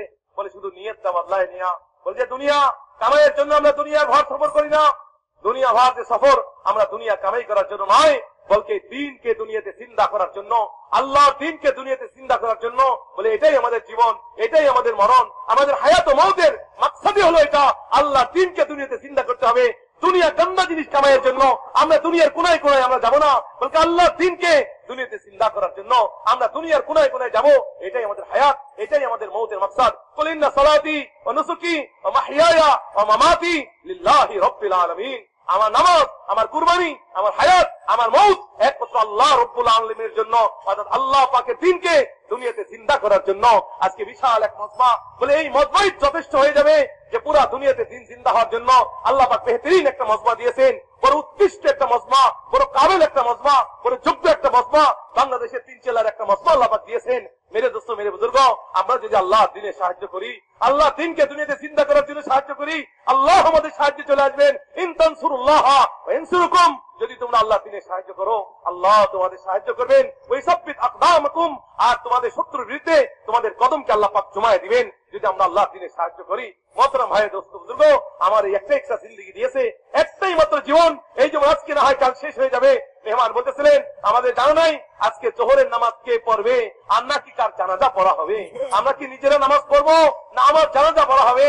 বলে যদি দুয়ার পরে কে এরকম ভাবে বাড়ি যাবে না কে কবরস্থানে যাবে, বলে এতটুকু আমার ভরসা নাই, এতটুকু আমার ভরসা নাই। ছোট্ট একটা হায়াত আল্লাহ দিয়েছেন, ছোট্ট একটা জিন্দগি, বলে যে এই জিন্দগিটা আল্লাহ দিনকে দুনিয়াতে জিন্দা করার জন্য যদি আমার এই জীবনকে লাগাই দেই, মেরে দোস্ত, মেরে বুজুর্গ, আমার জিন্দগি ধন্য হবে, আমার জিন্দগি দামি হবে, আল্লাহর কাছে আমি দামি হয়ে যেতে পারবো, আল্লাহ আমাকে সাহায্য করবেন। ইন তানসুরুল্লাহ ওয়া ইয়ানসুরুকুম ওয়া ইসাব্বিত আকদামকুম। মেরে দোস্ত বুজুর্গ, এই ছোট্ট একটা জীবন আছে, এই কতটুকু আছে তা জানি না, বাকি যতটুকু আমার হায়াত আছে আমরা নিয়ত করি, আলাদা করি আল্লাহ দিনকে জিন্দা করার জন্য দুনিয়ার কোনায় কোনায় গিয়ে আমরা আমাদের কবরকে রচনা করবো ইনশাআল্লাহ তাআলা। এই জন্য মেরে দোস্ত বুজুর্গ, আমাদের অনেক কমি খামি হয়ে গেছে, যেই কারণে আল্লাহ আমাদের জান আর মাল দিয়েছিল, সেইটা হচ্ছে যে আল্লাহ দিনকে দুনিয়াতে চিন্তা করার জন্য, কিন্তু আমাদের জান আর মালকে আমরা অন্য জায়গায় খরচ করে দিয়েছি। যে জায়গায় খরচ করা ছিল না ওই জায়গায় খরচ করে আমরা বড় জুলুম করে ফেলেছি, আমাদের নিজের উপরে নিজে বড় জুলুম করে ফেলেছি। এই জন্য এই মজমা আমরা দিল থেকে তওবা করি যে বড় অন্যায় হয়ে গেছে, বড় জুলুম হয়ে গেছে, বড় জুলমে আজিম হয়ে গেছে। আল্লাহ আমার জান আর মালকে যেই কাজের জন্য দিয়েছিলেন সেই কাজে খরচ না করে আমি অন্য জায়গায় খরচ করে আমি নিজের নফসের উপরে জুলমান কাসীরা, অনেক বড় মস্ত বড় জুলুম করে ফেলেছি, মস্ত বড় জুলুম করে ফেলেছি, আমি মস্ত জালেম হয়ে গেছি। আমি যেই জায়গায় জানমাল খরচ করার সেই জায়গায় খরচ না করে, এই জন্য আমরা এই মজমা তওবা করি, খালিস তওবা করি। আল্লাহ পাক তওবা বড় ভালোবাসেন। কোন বান্দা যত বড় গুনাহই করুক না কেন, সে যত বড় গুনাহ করুক না কেন, আল্লাহ জাল্লা শানু হাদিসে কুদসিতে বলেন, বান্দা তোমার গুনাহ যদি আসমান পর্যন্ত পৌঁছে যায়, তোমার গুনাহ যদি আসমান পর্যন্ত পৌঁছে যায়, এত গুনাহ তুমি করেছো যে জমিন থেকে আসমান পর্যন্ত পুরা শূন্য, পুরা খালি জায়গাটা গুনাহ আর গুনাহ দিয়েই ভরা। আর একবার যদি তুমি সচ্চা দিলে তওবা করো, অনুতপ্ত হয়ে, শর্মিন্দা হয়ে, লজ্জিত হয়ে, অনুতপ্ত হয়ে তুমি যদি আল্লাহর সামনে একটা বার হাত তুলে হাতকে উঠাইয়ে মাথাকে ঝুঁকাইয়ে তোমার চোখ থেকে মশা মাছির দানা মাথা পরিমাণ এক টুকরা পানি যদি আল্লাহর হয়ে তওবার নিয়তে যদি বের হয়, আল্লাহ বলেন আমি কারোর পরোয়া করি না। আল্লাহ বলে আমি কারোর পরোয়া করি না, আমি কারোর কাছে ঠেকানা, আমি কারোর মহতাজ না। আসমানের জমিন পরিমাণ গুনাহ যদি করো, একবার তওবার হাত উঠে তওবা করো, এক টুকরা চোখের পানি গড়াও, আমি তোমার জিন্দেগির সব গুনাহকে মাফ করে দিব। আল্লাহ পাক তিনি তো অনেক বড় মাফ করনে ওয়ালা। এই জন্য আল্লাহ জাল্লা শানহু মাফ করে দেন। আমরা দিনের মেহনতের ব্যাপারে জান ও মালের কুরবানির ব্যাপারে যে কমি খামি আমরা করে ফেলেছি, যে অন্যায় হয়ে গেছে, এর থেকে আমরা দিল থেকে তওবা করি, তওবা ইস্তেগফার করি, আর তওবা ইস্তেগফার করে নতুন করে নিয়ত করি, নতুন করে দিল থেকে নিয়ত করি, দৃঢ় প্রত্যয় করি, আযম করি দিল থেকে যে আমরা আল্লাহ দিনকে দুনিয়াতে সিদ্ধা করার জন্য আমরা মেহনত করব তো ইনশাআল্লাহ। কি বলেন সাহেব? आप लोग चाहते हैं कि ये इज्तिमा पूरी बांग्लादेश के लिए रहमत का जरिया बन जाए। चाहते हैं आप लोग? আপনারা কি, আমরা কি এটা চাই না যে আমাদের আজকের এই জোর ইজতেমা এটা পুরা বাংলাদেশের জন্য রহমত বয়ে আনে, পুরা বাংলাদেশের জন্য রহমত হোক, এটা আমরা চাই কি চাই না? কি বলেন?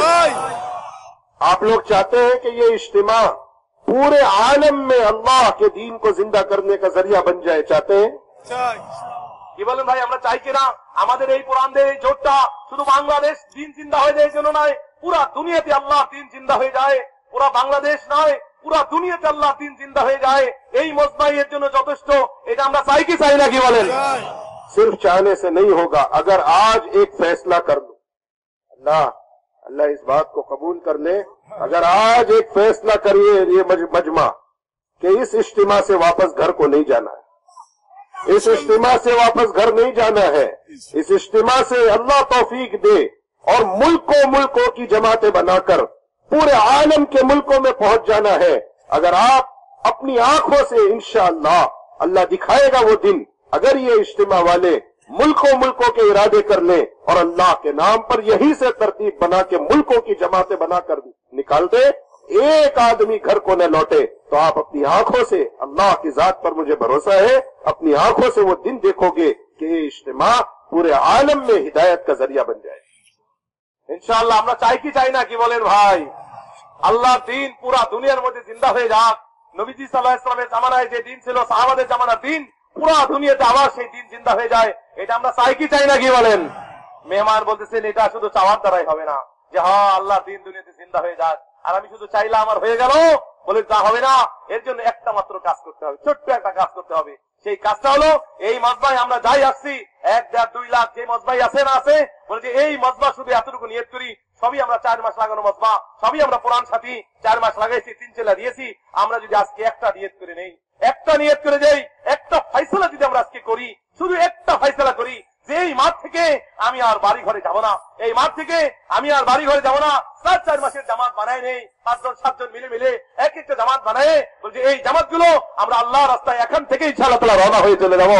বলে যদি এই মাঠের এই লোকগুলো যদি সামনে একটু নিয়ত করে নেই, দেখবেন যে ইনশাআল্লাহ তাআলা, মেহমান বলেন আমার উম্মিদ, আমার আশা, আমার দিলের এই কথা তামান্না ধরকন যে পুরা দুনিয়াতে ইনশাআল্লাহ তাআলা এই মজমার ওসিলায় পুরা দুনিয়াতে আল্লাহ সাহাবালা দিনকে দুনিয়াতে জিন্দা করে দেবেন ইনশাআল্লাহ তাআলা। डरना नहीं है, घबराना नहीं है, पालने वाली जात अल्लाह की है। हम जब पैदा हुए थे पहला बोल हमारे कानों में अल्लाह अकबर आया था। हम जब पैदा हुए थे हमारे बच्चों के दिलों में एक जमात गश्त कर रही थी, उस जमात का एक घर का एक साथी अल्लाह के रास्ते में निकला हुआ, जमात गश्त करते हुए पहुंची, बाहर उसका बच्चा खेल रहा, उन्होंने ऐसे ही बच्चे को मानूस करने के लिए कहा बेटे तुम्हारे अब्बा तो जमात में गए हुए, तुम्हारा घर कौन संभालता है? बच्चा खेलते खेलते कहने लगा अब्बा जमात में गए ना, अल्लाह थोड़ी जमात में गए, अल्लाह संभालता है। हमारे तो छोटे छोटे बच्चों के दिल में ये यकीन है कि पालने वाली जात अल्लाह की है, पालने वाली जात अल्लाह की है। वो अल्लाह कुत्ते बिल्लियों को खिला रहा है, अल्लाह न मानने वालों को खिला रहा है, समंदर की मछलियों को पाल रहा है, आसमान में उड़ने वाले परिंदों को पाल रहा है। हम अल्लाह के दीन का काम करें, अल्लाह हमें बर्बाद कर दे, ऐसा नहीं होगा। अल्लाह की जात पे भरोसा करके खड़े होकर बताओ। বলে যে ইনশাআল্লাহ, বলে ভয় পেন না, ভয়ে আর কিছু নাই, যে আমি চলে গেলে আমার বাল বাচ্চা খাবে কি, চলবে কে, কেমনে কি হবে না হবে, বলে ভয় পাওয়ার কিছুই নাই। বলে যেদিন আমি দুনিয়া থেকে বলে যে দুনিয়াতে আসলাম মায়ের পেট থেকে, আমি দুনিয়ার পেটে আসলাম, মায়ের পেট থেকে যেদিন আমি ভূমিষ্ঠ হয়ে দুনিয়ার পেটে আসলাম, বলে ওই দিন সর্বপ্রথম আমার কানে যে আওয়াজ আসছিল সে হলো আল্লাহু আকবার। বলে এই আওয়াজই আমার কানে আসছিল, বলে যে আল্লাহ সব থেকে বড়, তিনি সব থেকে বড় রব, তিনি সব থেকে পালনেওয়ালা। ওই আওয়াজ আমার কানে আসছিল। বলে যে যেদিন আমি দুনিয়াতে আসলাম আমার কোনো কিছুই সরু সামান ছিল না, ওই দিন যেমন আল্লাহ আমার পালার ব্যবস্থা করেছে, বলে এখনো আল্লাহ আমার পালার ব্যবস্থা করবেন, আমাদের বাল বাচ্চাদেরকেও ইনশাআল্লাহ তাআলা আল্লাহ পালার ব্যবস্থা অবশ্যই করে দিবেন। তিনি অনেক বড় রব্বুল আলামিন। বলে যে উনি একটা ছোট্ট একটা ঘটনা শোনায় যে চলতে চলতে, বলে যে ছোট একটা বাচ্চার সাথে দেখা হয়ে গেল কাজ করতে করতে। ছোট একটা বাচ্চা খেলতেছিল আর আস্তে করে তার বাবা কেমন আছো, ভালো আছো, আসি ভালো। বলে তোমার আব্বু কেমন আছে, কোথায় আছে? বলে আব্বু ভালো আছে, আব্বু আল্লাহ রাস্তায় আছে। তাহলে ছোট বাচ্চাকে ট্রাই করার জন্য, তাকে এরকম যাচাই করার জন্য জিজ্ঞেস করলো তোমার আব্বু আল্লাহ রাস্তায় চলে গেছে, তোমাদেরকে ঘরে কে পালতেছে, কে তোমাদের বাধা সাদাই করে দেয়? ওই ছোট বাচ্চা খেলনেওয়ালা ছোট শিশু বলতেছে এই কথা, আব্বা তো আল্লাহ রাস্তায় চলে গেছে, আব্বা তো আল্লাহ রাস্তায় গেছে, তোরাই আল্লাহ কি আল্লাহ রাস্তায় গেছে নাকি? আল্লাহ তো আমাদের ঘরে আছে। তো ছোট বাচ্চা বলে তারও দিলে একিন আছে যে আল্লাহ আব্বা আল্লাহ রাস্তায় যেতে পারে, কিন্তু আমাদের ঘরে আল্লাহ আছে। আমাদের ঘরে কে আছে বলেন? এই জন্য এই জন্য আমরা ইনশাআল্লাহ আল্লাহর উপরে ভরসা করে আমরা দাঁড়ায় নিয়ত করবো যে ইনশাআল্লাহ তাআলা যখন বলে তখন দাঁড়ায় নিয়ত করবো যে ইনশাআল্লাহ আমরা আল্লাহ রাস্তায় বের হবো ইনশাআল্লাহ। नकद नकद मुल्कों की नियत करके पूरी दुनिया के मुल्कों में इस इज्तिमा से जाना है, नकद अल्लाह के नाम पर खड़े हो। মাশাআল্লাহ, দাঁড়ায় যান, নগদ নগদ এই ইস্তেমা থেকে আল্লাহ রাস্তায় বের হয়ে যাবো, এই ইস্তেমা থেকে আল্লাহ রাস্তায় বের হয়ে যাবো, নগদ নগদ বলেন ইনশাআল্লাহ। अल्लाह इन खड़े होने वालों को कबूल फरमाए। আমিন। যারা हम नकद की बात कर रहे हैं, हम नकद की। নগদ নগদ কিন্তু हाँ। নগদে বের